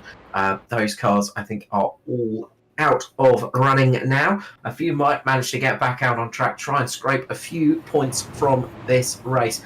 But quite a few wounded vehicles out here, especially after that latest incident. Some very fast drivers taken out of contention, and that is going to lead to some furious action here in the final 36 laps. Few drivers might be able to just about make it to the line from here, so expect to see some people fuel saving, some people running hard. Pace car truck comes in, green flag drops, and we go back to racing here at Daytona for round 6 of the Oz Oval V8 series, of course brought to you by Everything Simulated. Good start for Rick Vincent, but Rick Sanchez has a fantastic run on the high line. Gary Wellman getting away nicely too. Low line is starting to form up here, and everybody's just going to be wanting to get themselves in a good position. There are drivers that are considering going to the end here. They think they might be able to make it on this tank of gas, I am sure. They might be able to make it to the finish line, while others know they need to stop. So there's going to be a lot of different driving out here for those drivers. Few people might decide to just lift a little bit and stay right at the back of this pack just to conserve the fuel, and that could prove to be crucial if we go green to the end of this race. But well, as you've seen on super speedways, it's not always easy to remain green for the next 35 laps or so. So we are going to see who can make this work and who gets this one perfectly set up. At the moment, up the front, it is Rick Vincent and Rick Sanchez battling it out for position. They're swapping spots every couple of minutes. Who is leading who does change after every moment. The high line is sort of stalling out a little bit. Not too many cars supporting Sanchez up on the high line, but he has got some really good run there. Got a good draft up front, managed to slot himself in front of Vincent. Now we've got Phil Butler up there too with Jerry Waters, and they're going to try and slot themselves into that low line, I'm sure, because they've not got much support up high. The real battling is a bit further back where they are, sort of running 3 wide at the moment with cars all across the line. Shane Ruffy, Troy Matson, Tristan Koch, they are absolutely going for it in the back of the pack. You watch this, Carl, you can see the same as what we saw earlier before that last caution. The cars are pulling up in behind in the draft. Very, very big. Still another pit stop to go. You did say some can get to the end. They can't. They will have to make another pit stop. But we're too wide down the back straight here at Daytona for lap 47. We've got a car making a big run on the middle line there into turn number 3 and 4. Not sure who that is. That might be Pete Matson. Big run there. He's going to slot up into the outside line. But this is where the race starts, Carl. We're 47 into 80. Let's be serious. Now's where you need to position yourself in a good position to be able to get through that pit stop and to be able to get out there and have a draft partner and win it. This is where you need to be smart, because we thought earlier if we went green that needed to happen, but we had another caution. So now fuel strategies, everything is all different. So the guys, based on what they need to do, and you can tell the guys that are pushing to the front, obviously they just want to go hard. They've got a full tank. So they're good to go. Rogue Sim Sports there on the inside, and Walters having a big push into 3 and 4. We're 3 wide on the outside now with that's Everything Simulated car on the outside of, not sure who that is, but that's a great run on the outside. And this is where they need to set themselves up. We're 48 into 80, so we're coming down into 30 to go. It might seem a long way away, but it's not a long time at super speedway. So it's setting yourself up to be in the right place at the right time. But we've seen a lot of incidents tonight, so we might see another couple, and expect that here, ladies and gentlemen, as we go 3 wide through turns number 1 and 2 at Daytona. Okay, we saw what was I? One of the cars up there. I had it right there. It was Jared Williams up there, but he is 5 laps down. So that car that's running that third line at the moment, trying to get some laps back at the moment, the 96. So keep himself up at the front of the pack to keep himself in contention if there is another wreck, just to get himself a lap back and try and get himself a few extra positions. You've got Brett Campbell up in the mix as well, who is 3 laps down at the moment, got caught up in that first lap incident. Parry Anastakis and Scotty McClintock. Parry Anastakis, I should say, is the car 1 lap down at the moment. So there's a lot to play for cars that aren't necessarily on the lead lap at the moment. And you can see people racing to try and get that lap back, and they are racing hard at the moment. There's a big bump from behind on Rick Sanchez. Just gets a little bit loose. Rick Vincent just caught him at the wrong point. And look, we were talking about this before, Aidan. These cars are not designed for bump drafting. They don't have the structure at the back and the front to allow you to bump draft confidently and comfortably. So they can really get loose if you try that. You've got to be very careful to do it. And it's very easy to damage these cars in that situation too. Yeah, 100%. And that's what we saw earlier in the broadcast with Matthew Beale, just riding that brake a little bit. Just trying to stay just off the back bumper of the car, and he was doing a great job doing that. Like I said earlier in that last incident, it's really bad or unfortunate to see him caught up in that incident. But that's the difference in NASCAR. NASCAR, you can usually do a bit of a bump and you can go, but in these cars you can't. And we've seen tonight with those cautions, that's exactly what it causes when you try and get up right in behind them, especially when you're going through the corner. It's so easy to take the air off the back of the car, and one little mistake at 320 kilometres an hour, you're in the fence hard. But the boys are doing a great job at the moment. We're 3 wide. We can see the lap cars at the moment. They're trying to work with their teammates. You can see Brett Campbell and Phil Butler on the middle line there, now dropped to low in the Bottle car. They might be laps down, or Phil isn't, but Brett might be laps down. But this is the teamwork on Super Speedway and what's needed. We're 52 into 80, long way to go. Sanchez, Vincent, Walters, Butler, and Matson, your top 5, Carl. Of course, the beautiful thing about oval racing is blue flags. Well, they do kind of exist sometimes, but they are not there to tell you to get out the way. They are there just to say, look, you're just racing a couple of laps down.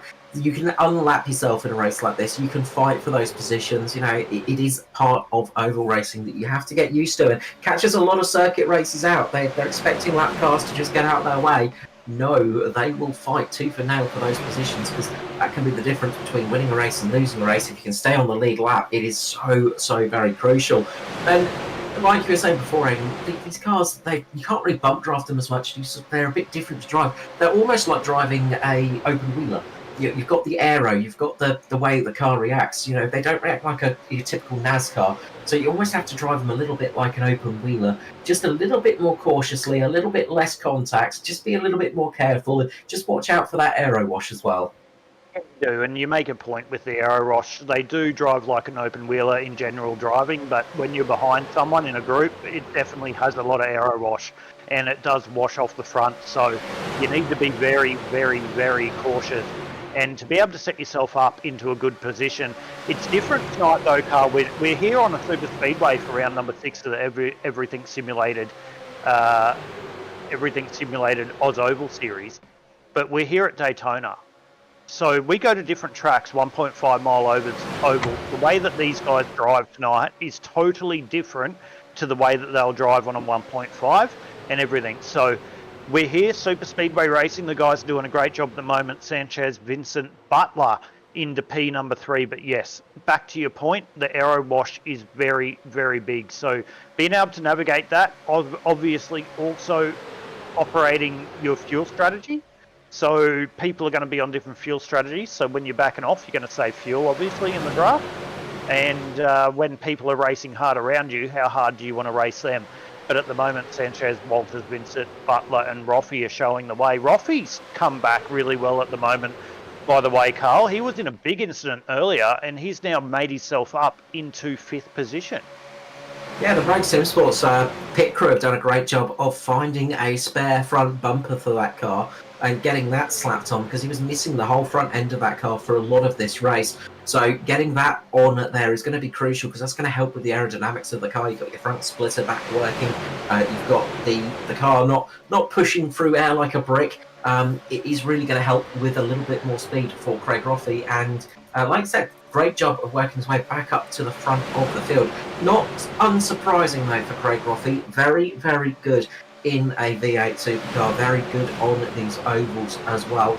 One of those drivers that has a lot of experience in this style racing, and is one of the drivers that's taken a victory so far this season as well. We've had 5 different winners to 5 different races. Will it be 6 for 6 tonight? That's going to be a crucial question. And who could it be tonight as well, taking that victory? Will we get our first double winner as well? Lots of things to play for these drivers. Lots to still happen here in the next 24 laps here at Daytona. Plenty of action to come here on Aussie Esports. And a lot to play out too, because this is going to have massive championship implications for everyone. You can see Craig Roffey up in the top 3 in the champion, or top 4 in the championship.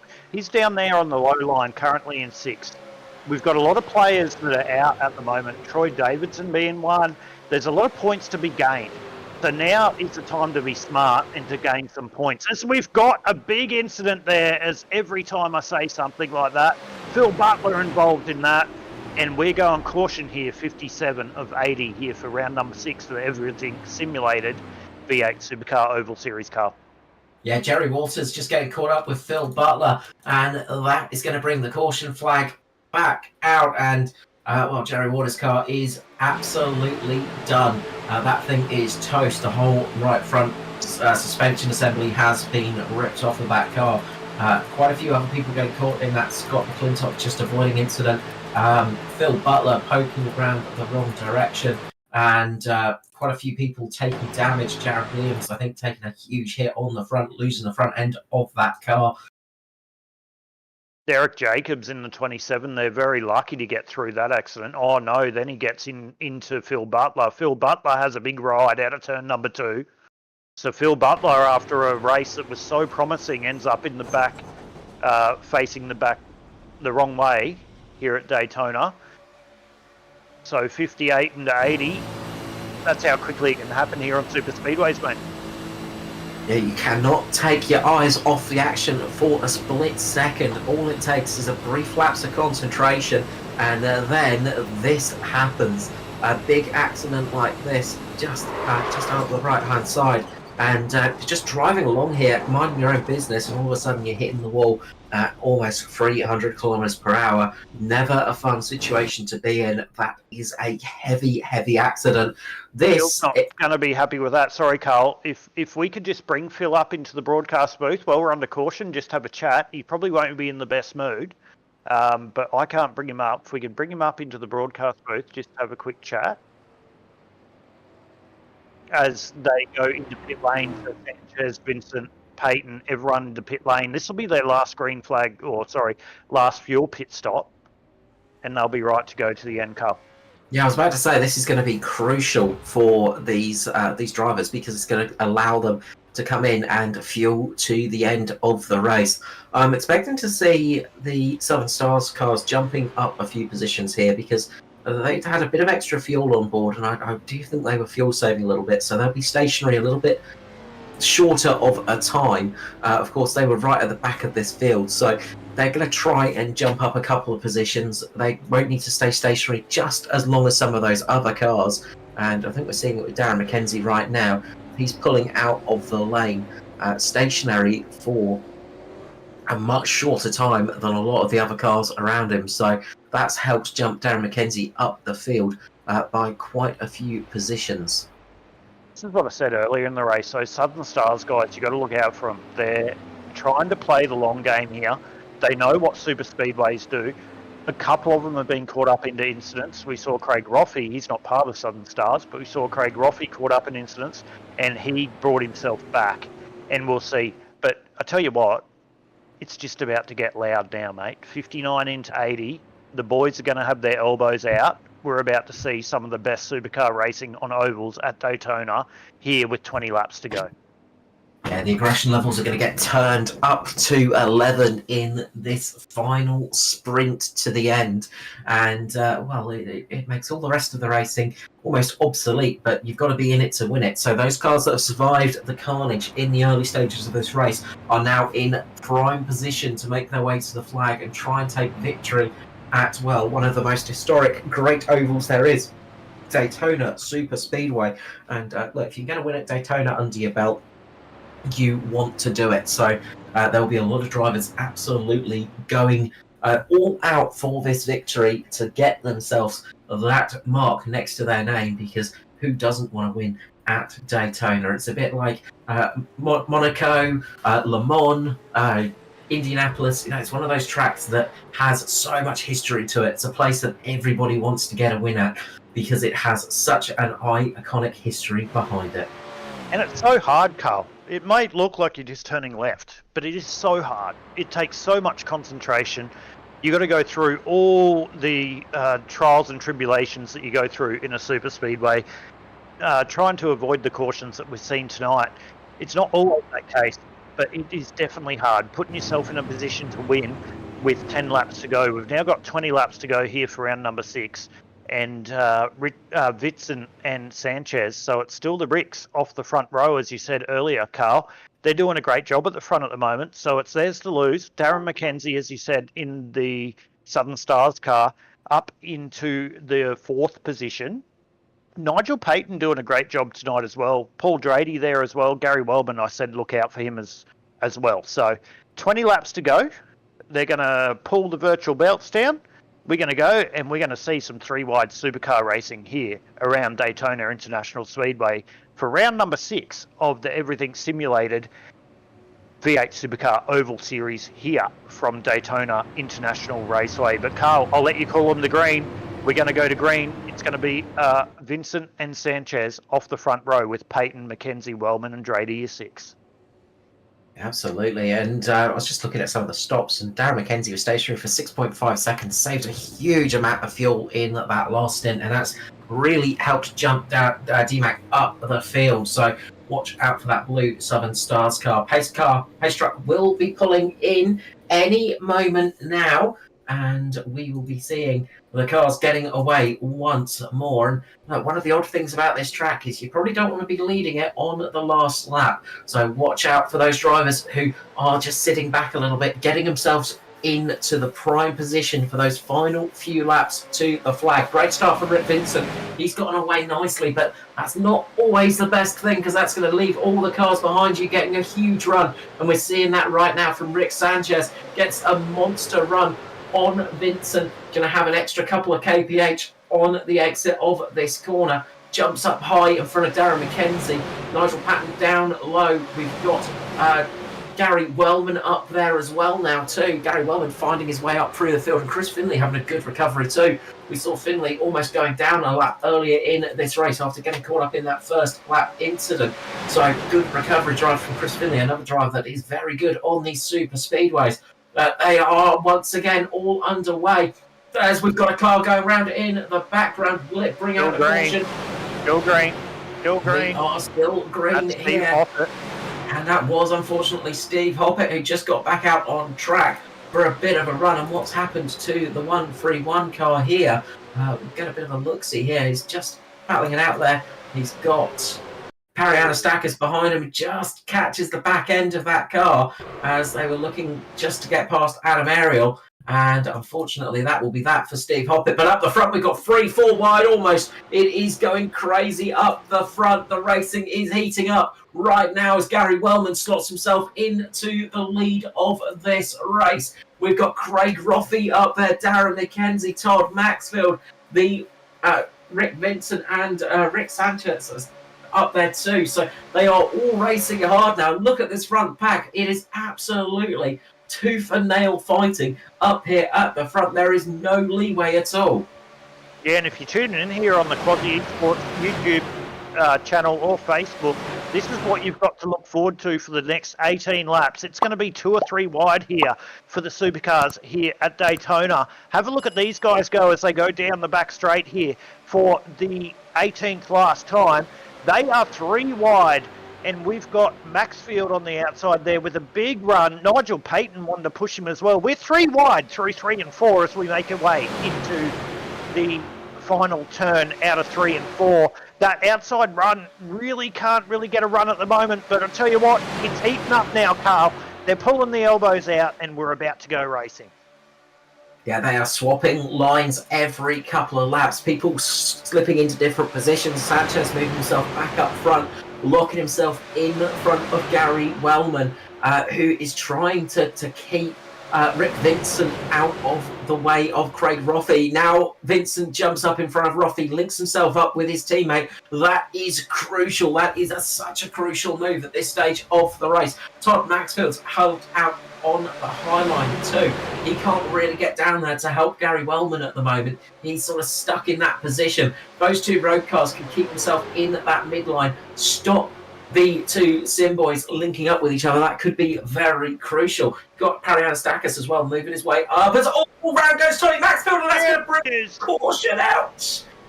We are green, and there is the caution flag as Tony Maxfield is going the wrong way across the track.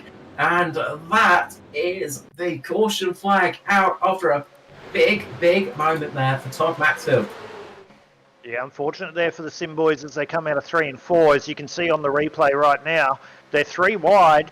It looks like there's going to be a little... Oh, just squeeze the road guys on the inside. Maxfield's been forced down on the inside. He's got nowhere to go now. He's hard on the brake. Rothie's in another incident, and it's just all the rest is what's played out. So another big crash here tonight with 16 laps to go here at Daytona.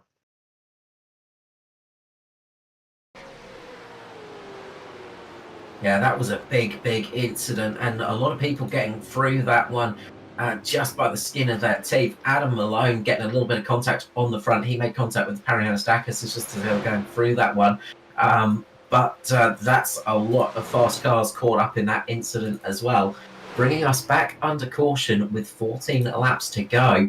And, well, that was pretty dramatic stuff. And what we might do is... we might just throw to an ad break just as we're under caution here and get ourselves a little drink, get ourselves a little relax, and then we'll be back to you to bring you to the end of the race, hopefully with some pure green flag racing to the end. If you love the thrill of racing but hate the risks, then buckle up. Everything Simulated is here to merge adrenaline with absolute safety.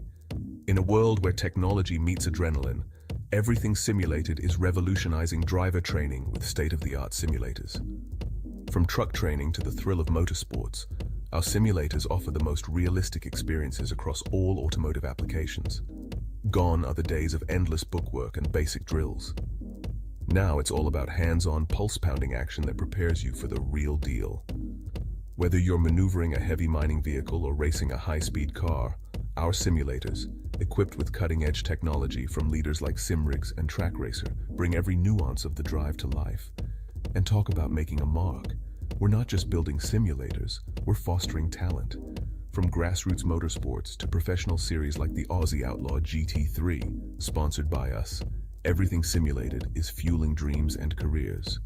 Ready to feel the excitement of the racetrack under your fingertips? Connect with us, and let's build your next simulator adventure together. Remember, we support those who support us.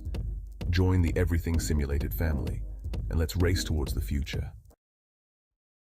Racing isn't easy, but experiencing it is. iRacing puts you in the driver's seat with the industry's leading sim racing game. Drive on laser scan replicas of the greatest racing circuits from around the world. Go head-to-head against other drivers chosen by skill-based matchmaking to ensure competitive racing at every level. Compete across all your favorite series. In officially licensed cars, engineered to deliver the most accurate driving experience possible.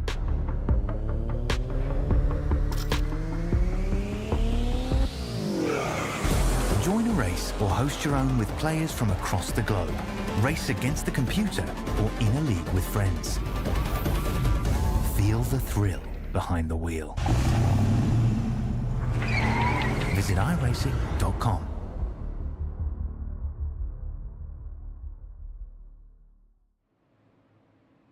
And we are back, and thank you for keeping with us, everybody. And a big thank you, of course, to the sponsors. Make sure to head over, give them some love, let them know where you came from too. Without them, we would not be able to keep everything running as smoothly. We're joined up here in the booth once more by Mr. Steve Hoppett. Steve, again, not wanting to see you up here this early. A bit of an incident between yourself and it looked like Parry Anastakis. Yeah, whatever. Look, I was making a move. Parry was following me, and it looked like Adam Area was going to come up towards me. He came up a bit, and I lifted a little bit to avoid him, and Parry wasn't aware of it, and he gave me a tag. And these things happen. Well, Steve, from me in the booth, sorry to cut you off there, Carla. From me in the booth, we're about to go 1 to green. Mate, good to be back behind the wheel tonight and not in the broadcast booth. You were doing really well up there earlier, but good to be back behind the wheel. Yeah, absolutely. Yeah, I'd love to drive. I need to probably do it more often to try and get my body back in shape. I mean, I'm just suffering from some health issues and stuff like that have caused me to be away, but really enjoying it. So I'm just going to sit and listen to you guys commentate. No worries. Well, Carl, we're about to go green. And Steve-O, unfortunate tonight, mate. You did a great job. And unfortunate to get that incident. But we're 13 laps to go here for round number 6 at Daytona International Speedway for the Everything Simulated Oz Oval Series. It is the Rick front row once again here. Carl, it's Sanchez and Vincent, Mackenzie, Wellman, Kosh, Tristan Kosh out of nowhere. Up into P number 5, Carl. Have a look at him when we go green. 13 laps to go. The elbows are out now. Fuel's not an issue. The only issue is lap pace and car pace. So we're about to see some elbows out racing cars. We're about to go green with Sanchez and Vincent off the front row. Yeah, absolutely. Some big movers through the field. Paul Drady up 18 positions as well in this race, same as Troy Morrison and Shannon Wright. So some big moves through the field. But what can they do? It's going to be a bit of a knife battle to the end. The aggression is going to get turned up. Which car will cross the line first? Got to say, it's hopefully going to be green for the next 12 laps, and we are going to see some fantastic action. It's going to be Rick Sanchez leading away on the low line, Rick Vincent on the high line. The green flag is out, and we go back to green flag racing here at Daytona. Good start for Sanchez, good start for Wellman as well. That low line getting away nicely. Darren McKenzie pushing Rick Vincent along at the moment, absolutely bump drafting him as much as he can. Tristan Koch getting a good run up on the high line as well. Can get himself up in the top 5 in this race too. Good run there, but car's getting very, very loose on Vincent on the exit of turn number 2. Manages to keep it, and Darren McKenzie forcing that car to the front. Vincent was getting pushed to the front of this race, whether he wanted to or not. Darren McKenzie just dropping out now. Looks like he's trying to get to the high line. McKenzie very aggressive in this restart as they get back to racing here at Daytona. Good run through the field. And who is going to be in the prize position as the checkered flag drops? And Darren's got to be really careful here. Who's going to help him on the outside? We've seen how much a push is and how much it can actually turn into disaster. So Darren McKenzie there on the outside, he's going to drop back into 4th. He's just going to go back into the line and reset. 11 laps to go. The outside line's going to try and get a run here. But he's actually just moved up into the outside line there in behind Rick. So Darren's really racy and wanting to move to the front as we see, he chops down there as now. So that's how big the draft is. But I tell you what, boys, this is a recipe for disaster because they are pushing so hard. 11 laps to go. And that's what you need to do here at the V8 Supercar Oval Series. If you want to be at the front, you need to go hard as we're on board now. And you can hear the gear changes. Big run on the outside line. Darren McKenzie, you can see there on your screens, giving a big push to the leader of Rick in through turns number 1 and 2. Road Sim Sports goes, I'm going up to the outside, and you watch this outside line now get a run. Yeah, Vincent moving up high, like slightly trying to slide draft. Sanchez there, just cutting some of the speed off. This is giving Tristan Koch a huge run up on the high line. They go 3 wide into the corner. Koch keeping it high, keeping it up in that 550 at the moment. Just starting to stall out now. Needs a bit of support behind him to get that speed up. It is 3 wide action here. Gary Wellman supporting Rick Vincent at the moment, trying to get himself up the front of this field. And you can just see Darren McKenzie is just so aggressive right now with the bump drafting, absolutely shoving Sanchez along. Sanchez getting pushed to the front now Sanchez has been pushed out. They're 4 wide. McKenzie's given a bit of a nudge. Sorry to cut you off there, Carl. And that's going to allow Tristan Koch on the outside being pushed by Pete Matson down into turn number 3 and 4, Carl. Oh, I've got to cover my eyes. I can't watch this. Yeah, Coach, just turn off the stream. We don't want to watch this. This is too scary. Up at the front, it is still Sanchez. McKenzie is really aggressively going. Gary Wellman too, really getting himself into position. Tristan Koch just dropping off a little bit now, just trying to slot himself into a fine position as we've got 8 laps remaining. You don't really want to be leading this race, you've got to say, as they just pass Barry Stackers, who's just doing a good job of keeping himself off the track. We've got a car going very sideways in the middle there. Somehow managing to save that one. Up at the front, we've got Patton and McKenzie both working extremely hard with each other. 2 drivers that have been rivals at some stage, but they are working with each other for this race today. As up on the high line, we've got one of the other rogue cars there of Shane Roffey joining in the mix in the top 10 too. So Rogue Sim Sports got a lot of bullets in the chamber at the moment. They've got quite a few cars up in this top group. If they can link up with each other, they're in a good spot. You've got Gary Wellman, Chris Finley up there for Sim Boys too. So teammates could prove to be crucial in this race just yet, but there's no room to slot each other into the right place. Yeah, exactly. You've got to swap yourself into the right place at the right time. And now to do that, you can see that outside line working really, really well. Tristan Koch is doing a great job in there on the outside line. Just keep an eye on that outside line, Carl. If they can work together, they'll drive around the outside of the inside line. But we've got that middle line led by Darren McKenzie as well. So 7 laps to go. We're 3 wide in the 3 and 4 here at Daytona. It's about to spice up here on the Quasi Esports Network. Let's get amongst it here for the Everything Simulated Oz Oval Series. We're 6 to go, we're 3 wide, and who's going to take round number 6? Peter Madsen jumping up high as they come up to a lapped car. It's going to be 4 wide for a brief moment. They get through there just about. That was the first place you could catch a lapped car right there. As Madison was taking it up high, he's had to drop down. He's lost some of the momentum because of that. But up front, Rick Sanchez doing a great job of keeping the car in the lead at the moment. McKenzie just gets a little bit loose from a move from Patton. Sanchez getting a little bit loose from the move by Rick Vincent. It is real close stuff here. All it's going to take is just that millimetre of wrong bumping and the race will be over for the majority of this top field. They are racing hard though, and you've got to say, for good reason, it is Daytona. Everybody wants to tick this one off their win list. And, well, we've got about 8 cars right now, we've got about 10 cars, I'd say, that are in prime position for victory here tonight. It's still Rick Sanchez in the lead of the low line, Darren McKenzie in lead of the middle line, and Peter Matson leading the high line. 100%, Carl. If we bring up the tower, just to let you know where your favourite drivers are at the moment, even though they're a little bit... Oh, that's Andy Barber around. That's not going to bring out a caution. We're green. We're still going. So let's go back on the infield, yep. Andy Barber having to take to the road course there. And, well, that is not ideal. That's going to cost a lot of speed. But they are racing incredibly hard up at the front still. And we just see that moment, just that little bit of tap from Andy Barber. And no real damage. If it's a caution, Barber can still get in this race. But up the front, it is all action. Little wiggle there from Sanchez. McKenzie right in the middle.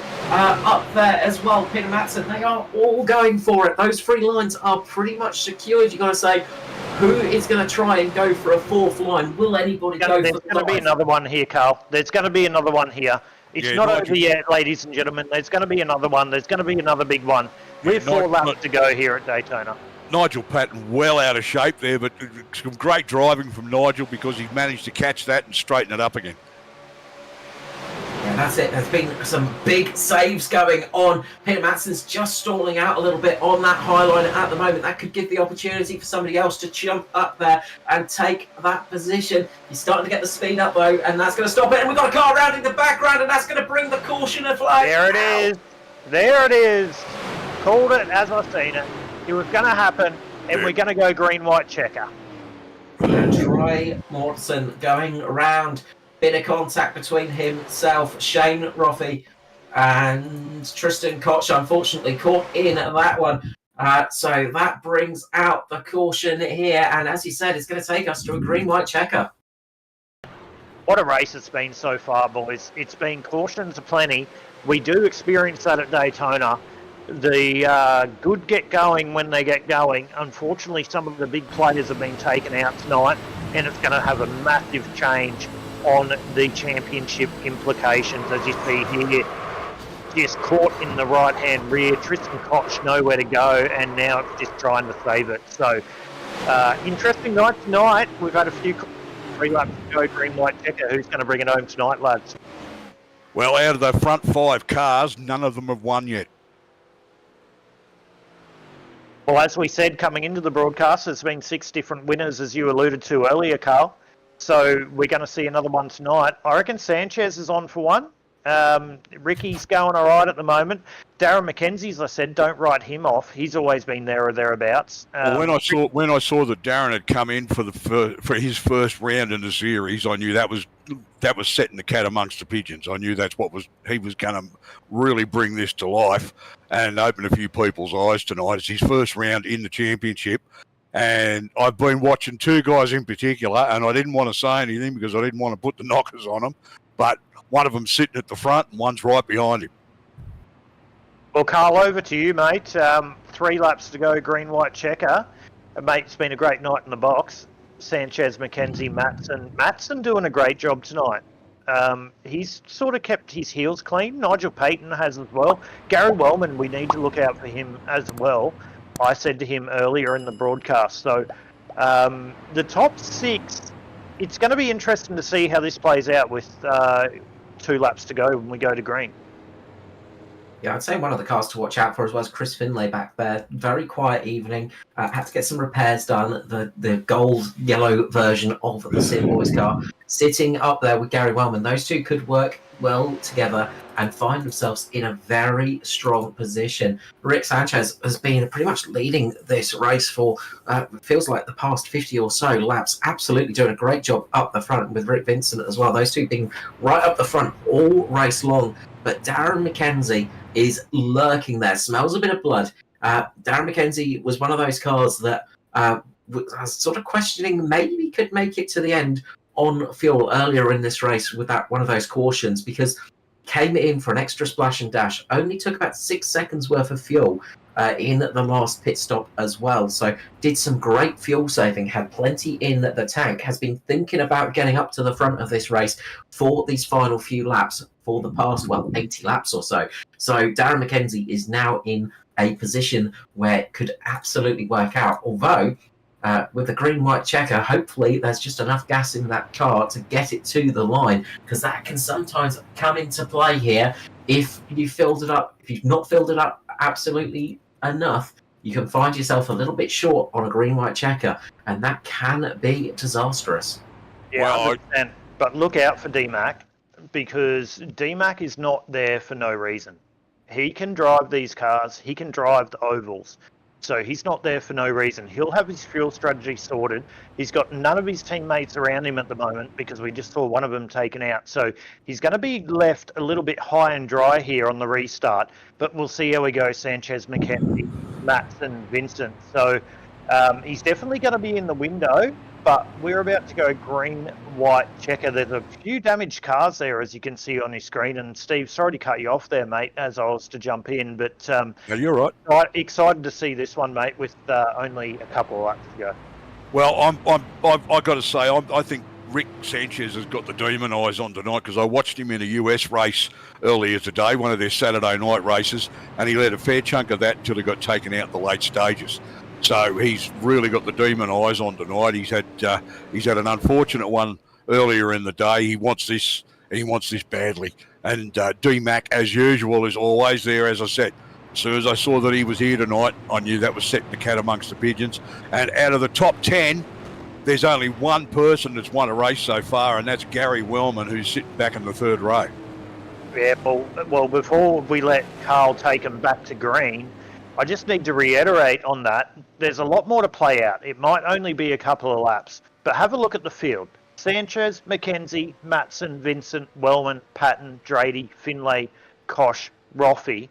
And then in behind them, you have Adam Malone, etc. So expect Adam to push up hard and try. We've seen how the draft has been in this car, so expect him to push up hard. We've seen how good the draft is. So where they are now, it is not going to finish like that, ladies and gentlemen. But Carl, we're going through 3 and 4, mate. You bring them to the green, and let's go racing and see who's going to take out round number 6 of the Everything Simulated Oz Oval Series here from Daytona at International Speedway.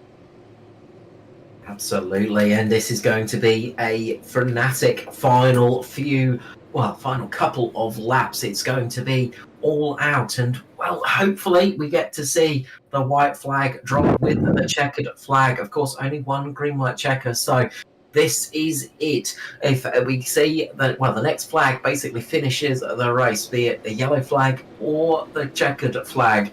Hopefully it's going to be the checkered.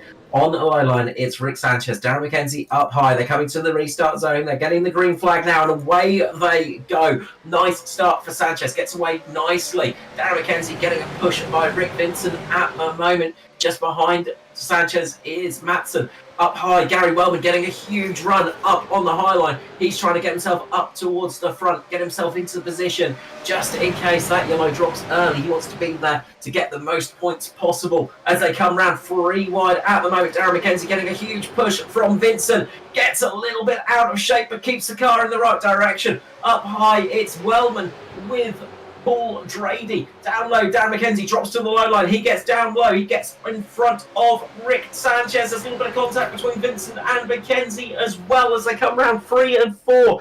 Up towards the start-finish line, up towards the tri-oval section. It's going to be the flag coming out. Do they hold it? Are they going to hold it? The car's going round. They're wrecking. The caution flag is out. And that is going to be that. It's Rick Vincent who crosses the line in the first position. Darren McKenzie just behind him with Rick Sanchez, and a huge accident there that we're going to have to unpack that a little bit and find out exactly what happened there, as they were almost 4 wide coming to the line, 4-5 wide, and that caused chaos and carnage as they got to the line. Peter Matson got out of shape by the look of it. That's a big tumble there on the outside line, and a lot of cars got caught up in that. A few people would have got a couple of positions, but that is a big incident, as that's going to be the end of the race for round number 6, and it's going to be Rick Vincent, Darren McKenzie, and Derek Jacobs up into P number 3 from the United States of America. How good is that? Absolutely. We'll wait for them to cross the line before we get the final standings, of course. We'll let everything sort itself out because, well, there's all the carnage that's gone on track. But Rick Vincent is leading the field behind the pace car, behind the pace truck, and he will find himself to the checkered flag right here. And just behind him, Darren McKenzie and Derek Jacobs. So really good run from them, just avoiding the carnage there. But it is this man, the car 94, 6th different winner in 6 different races. Rick Vincent takes the checkered flag here at Daytona. Darren McKenzie just behind him with Derek Jacobs, Nigel Patton, Chris Finlay, Shane Roffey, Shannon Wright, Craig Roffey, Jamie Nankervis, and Troy Watson. And what a race that was, Carl. The top 10 you can see there, but what a race that was. Rick Vincent, as you can see on his screen, followed by Darren McKenzie, Derek Jacobs, etc. As Kobe just flicks across way too quick. But what a great race it was, mate. It was full of attrition. It was full of patience. And I tell you what, Rick Vincent tonight, he showed a clean set of heels and he deserved that win. Well, I've got to pose an interesting question. I'm wondering if iRacing actually disqualified Rick Sanchez for going down below the line because he wasn't appearing anywhere in that top 5, yet he was in there. No, he's not in the top 5. I can confirm. He's finished in 17th position. It's very unusual. Yeah, that for number 5 was in the lane, I'm pretty sure, once they come to the flag. So his car was beyond damaged, unfortunately. I think the engine went poppity pop, unfortunately, for Rick Sanchez. So didn't make it to the line. But Rick Vincent, our victory lane driver tonight, the 94 Rogue Sim Sports entry, taking victory here at Daytona. Great victory for Rick Vincent. Fantastic stuff. Yeah, great job by everyone. Great job. A bit of celebrations there by the road guys, as you can see, down on the inside, doing a bit of donuts, as you do. But Carlos, thank you for being up in the booth. We'll bring up the top 3 place getters in a minute and have a chat to them. But before we do that, let's just go across to a couple of our sponsors and let you enjoy that before we speak to the top 3 of the race tonight. If you love the thrill of racing but hate the risks, then buckle up. Everything Simulated is here to merge adrenaline with absolute safety. In a world where technology meets adrenaline, Everything Simulated is revolutionizing driver training with state-of-the-art simulators. From truck training to the thrill of motorsports, our simulators offer the most realistic experiences across all automotive applications. Gone are the days of endless bookwork and basic drills. Now it's all about hands-on, pulse-pounding action that prepares you for the real deal. Whether you're maneuvering a heavy mining vehicle or racing a high-speed car, our simulators, equipped with cutting-edge technology from leaders like Simrigs and Track Racer, bring every nuance of the drive to life. And talk about making a mark. We're not just building simulators, we're fostering talent. From grassroots motorsports to professional series like the Aussie Outlaw GT3, sponsored by us, Everything Simulated is fueling dreams and careers. Ready to feel the excitement of the racetrack under your fingertips? Connect with us, and let's build your next simulator adventure together. Remember, we support those who support us. Join the Everything Simulated family, and let's race towards the future.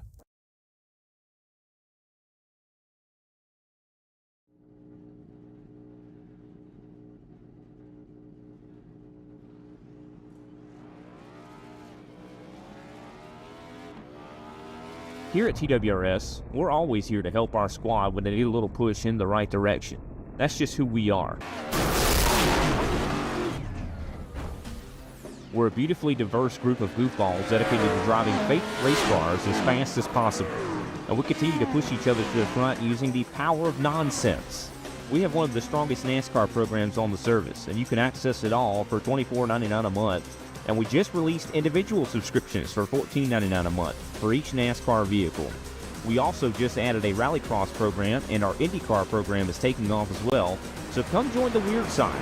We have speed and cookies. Cookies are not included in some locations.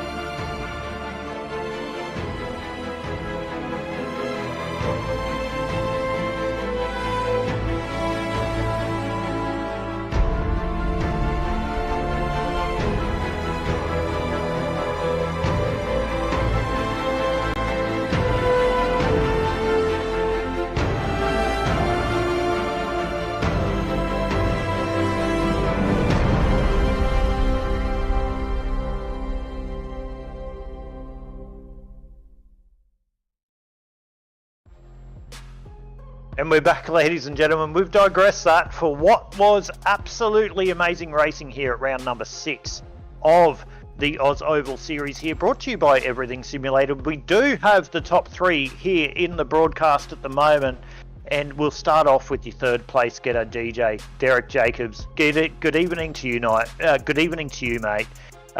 Sensational drive. I bet you're stoked with the top 3. You're I think when you come over and do the Aussie stuff, sometimes your luck isn't as good as it was, but tonight you had a really, really good race. Well, I'll say good morning to you. It's about almost 5 o'clock in the morning, so I'll say good morning to you. And yeah, tonight was an interesting race. A lot of different obstacles had to come to fruition to find a way to get to P3 tonight. Well, that last crash obviously helped a little bit. How'd you see that through your windscreen, mate? That helped you get up into the P3. Really, really proud of you to do a good job tonight. I know it's tough in this league, and if you can let anyone know, it is very tough. It's not easy to win, but great to see you have a good result tonight, mate. Yeah. It was, I started 13th on the restart there, and I kind of split the middle there, and I was actually probably in 4th or 5th when that accident actually started to happen. So I guess I just got through by the luck of the draw. I guess it was my time. And how'd the race pan out from your perspective? We had quite a few cautions tonight. Daytona obviously brings that out, but in these cars it's a different dynamic. So how'd the race sort of play out for you in that regard with the cautions? You know, the drafting is a lot different here than running in actual NASCAR. So these cars can't take contact as well. So the draft is totally different. So you kind of have to set up your strategy possibly a little bit different. And having teammates in there, it obviously helps with that. You know, and some of us who don't have very many teammates here in the league, it's a little bit of a different kind of strategy. It's kind of the waiting game, just to kind of see how everything plays out. So, you know, it was an interesting race. Had quite a few questionable cautions there, a little bit more than normal. But other than that, I mean, it is what it is. It's Daytona. So we're around 6 now into the season, and we go on to now the midway to the back end of the season. Obviously, you got a good result tonight. You've had a bit of a tough start to the season. How do you feel that your season's going to play out moving forward? Well, hopefully it starts to trend on the positive side. I don't get a chance to jump in the sim as much anymore, and so practice is a little bit limited. But you know, hopefully we can turn the season around and, you know, maybe come in the top 20. I mean, I missed the first 3 races of the season, or at least the first 2 races of the season. So, you know, I'm definitely not in a points battle here. So, but I'm just here for fun and good racing with all my Australian and New Zealand mates. Well, it's good to see you, brother. And from me personally, mate, well done. Really, really well done. But, mate, big shout out before I let you go. Is there anyone you want to shout out to for your 3rd position tonight? And just shout out to everyone that makes it possible, mate. Yeah, I want to shout out my sponsors, Inside Lane and Water on the Rocks, and to my family who lets me stay up all night to do this. So glad we got to put a P3 on the board tonight for Inside Lane, and hopefully we can continue to move forward. Thank you guys in the broadcast, and Steve for putting on the league. We appreciate it. No worries, Derek. Congratulations once again on your P3. That's your P3 place getter here for round number 6 of the Everything Simulated Oz Oval Series here from Daytona. It was your American man from America, Mr. Derek Jacobs. Thank you, mate. And we go on to our 2nd place getter tonight, D-Mac. Good evening to you, mate. Good to have a chat with you. It's good to be back. Mate, first race back, great start, as you always do, and got away with a 2nd. Probably could have been a 1st, but mate, great driving tonight. Yeah, it wasn't really hard driving. It was just sit back, chill with the draft that these supercars get. You can win the race from 30th on the last lap, so it's just a matter of trying to be there at the end. So how do you see it go from the Southern Stars esports side of things? We were watching in the broadcast, you guys were up there sort of just trying to manage it. Obviously I've raced with you guys, and you were sort of just trying to position yourself into a position to be able to challenge at the end. Unfortunately, a couple of you guys got caught up in incidents. How do you see it play out from your perspective as a team? Yeah, well, Tom got called away, so he had to retire early, and Adam and Andy, they both got caught up in some damage, so they went, I think Andy went a few laps down, and Adam was able to stay on the lead lap, but he had a fair bit of damage he had to repair during the caution, so I was just trying to manage my fuel. I kept double pitting just to top up with fuel. I wasn't really concerned about where I was sitting in the pack, so yeah, it was just a matter of watching what everyone was doing. It was getting pretty hectic up the front there with lane blocking and stuff, which I think did cause a few of the cautions. But yeah, other than that, it was pretty straightforward race. Well, I think from doing a lot of Oz Oval stuff in the supercar, and you've been a little bit out of the seat at the moment, and your first night back in, you got a podium. How do you think the racing was and the quality of racing? Yeah, well, quality probably could be better. There was a few cautions there at the start and towards the end, but yeah, the racing was excellent. We were 3 wide for a while there on that last run with 14 to go. It's just the nature of those cars, I think, that you try and push bump draft and they get a bit squirrely, and like I was getting a couple of taps through the corners, and 3 wide, yeah, you sort of are jumping over the track a little bit back and forth. So do we see you coming back for the next couple of rounds? Now we've got Super Speedway out of the way. I know that your wheelhouse is 1.5s and you'll be right up there. Do we expect to see you back for next round? Definitely be back. I've just been dealing with some personal stuff at the moment, changing jobs, so it's a matter of just trying to get my schedule right. Well, we hope to see you back there, mate, and it was really great to see you on the podium tonight. Well deserved, and D-Mac, mate, from me personally, well done. But big shout out to everyone that made it possible before we let you go. Yeah, we got Tiona Holiday Parks, Mish's XL Garage, RBI Trading Cards, and the guys at Southern Stars, and you guys that put the broadcast on. Thank you. No worries, D-Mac. Congratulations once again on your P2 tonight. Can't wait to see you next week and hopefully see you up in the broadcast booth once again. But we'll jump across to Carl. We'll let him take out the broadcast at the moment and interview your winner, none other than Rick Vincent. Rick Vincent, welcome to the booth and congratulations on victory here at Daytona, mate. Well done indeed. Thank you very much. It was a great race. First up, I'd like to thank all you fellas who volunteer your time and put your effort in, put this up every week. Fantastic race and fantastic series that you've got here. I've missed a couple of races. It's a bit unfortunate. It takes me out of the points, but very good for Rogue. Rogue Racing, that's 2 wins in a row. Craig got a win at Indy last week, and I picked up the win tonight, so that's 2 in a row for Rogue Racing. So quite happy with that. Very privileged to share the podium with Darren and Derek. I know I pushed Darren really hard after the white flag, trying to get both of us clear. So yeah, he did really well because I just stayed on his bumper. And as soon as he ducked low, I saw an opening up top and did a bit of a side draft on him and just got that run to the checkered flag and missed all the stuff that happened behind us.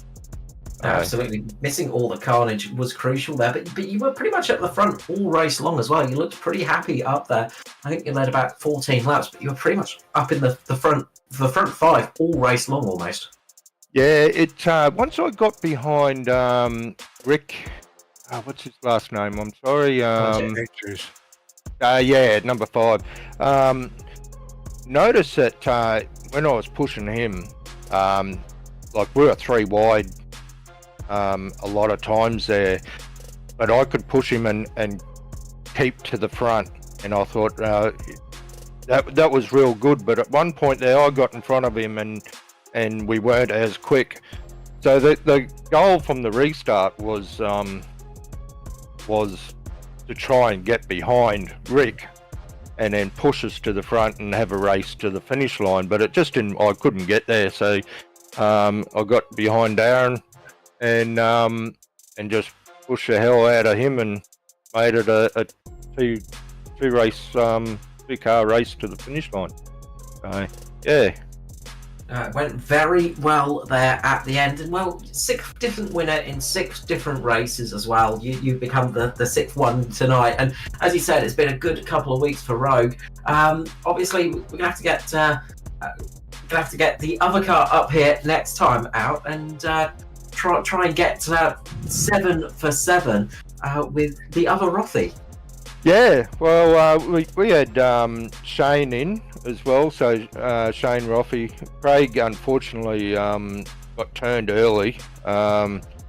The team idea was to hook up and stay together all night, but from lap 2 onwards, that was always challenging. But yeah, no, it turned into a funny team race. Like in between Shane and Craig, they had damage. Parry showed up a couple of laps late. We knew he was going to be late to it, but he didn't get onto Discord. So even having a teammate out there, if you can't talk to him with all the draft, and it's very, very hard.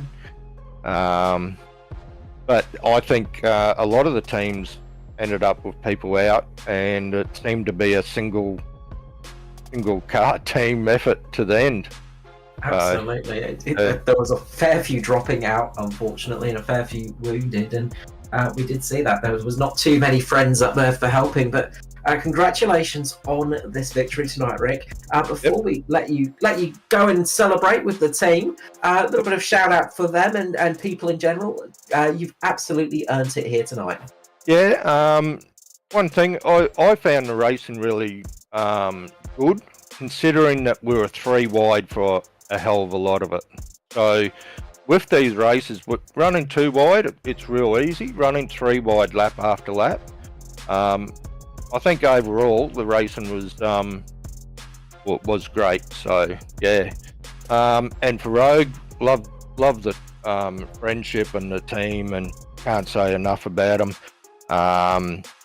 And for me, I've picked up a little sponsor with a computer shop here in town, building me a new computer. So Elite Repairs, they've always come and to my house and done all the repairs here and that on my computer. But this time I'm getting them to build me a fairly quick and new computer. So yeah. Yeah, I'd like to thank them, and hopefully I'll have their logos on my car next time out. But yeah, thanks guys. Really well done, Rick. Congratulations again on victory here at Daytona, and hopefully we'll get you back in the booth in the very near future. Hope so. Thank you. Well, it is time to start wrapping things up for tonight, and we will see you all again on the 17th, July 20th, for Auto Club Fontana, a very, very exciting track indeed. A big thank you tonight to everybody for joining us. Make sure to hit the subscribe and the like button as well to catch more action here. But for myself, Mr. Carl Wilkinson, with you, a big thank you to Kobe Jordan and of course Aidan Schultz up here in the booth, Mr. Steve Hoppett for all the hard work he does in the background, and of course everything simulated for jumping on board with us. But for tonight, we're going to wish you a very good night, and we will see you all back here again next week. If you love the thrill of racing but hate the risks, then buckle up. Everything Simulated is here to merge adrenaline with absolute safety. In a world where technology meets adrenaline, Everything Simulated is revolutionizing driver training with state-of-the-art simulators. From truck training to the thrill of motorsports, our simulators offer the most realistic experiences across all automotive applications. Gone are the days of endless bookwork and basic drills. Now it's all about hands-on, pulse-pounding action that prepares you for the real deal. Whether you're maneuvering a heavy mining vehicle or racing a high-speed car, our simulators, equipped with cutting-edge technology from leaders like Simrigs and Track Racer, bring every nuance of the drive to life. And talk about making a mark. We're not just building simulators, we're fostering talent. From grassroots motorsports to professional series like the Aussie Outlaw GT3, sponsored by us, Everything Simulated is fueling dreams and careers. Ready to feel the excitement of the racetrack under your fingertips? Connect with us, and let's build your next simulator adventure together. Remember, we support those who support us. Join the Everything Simulated family, and let's race towards the future.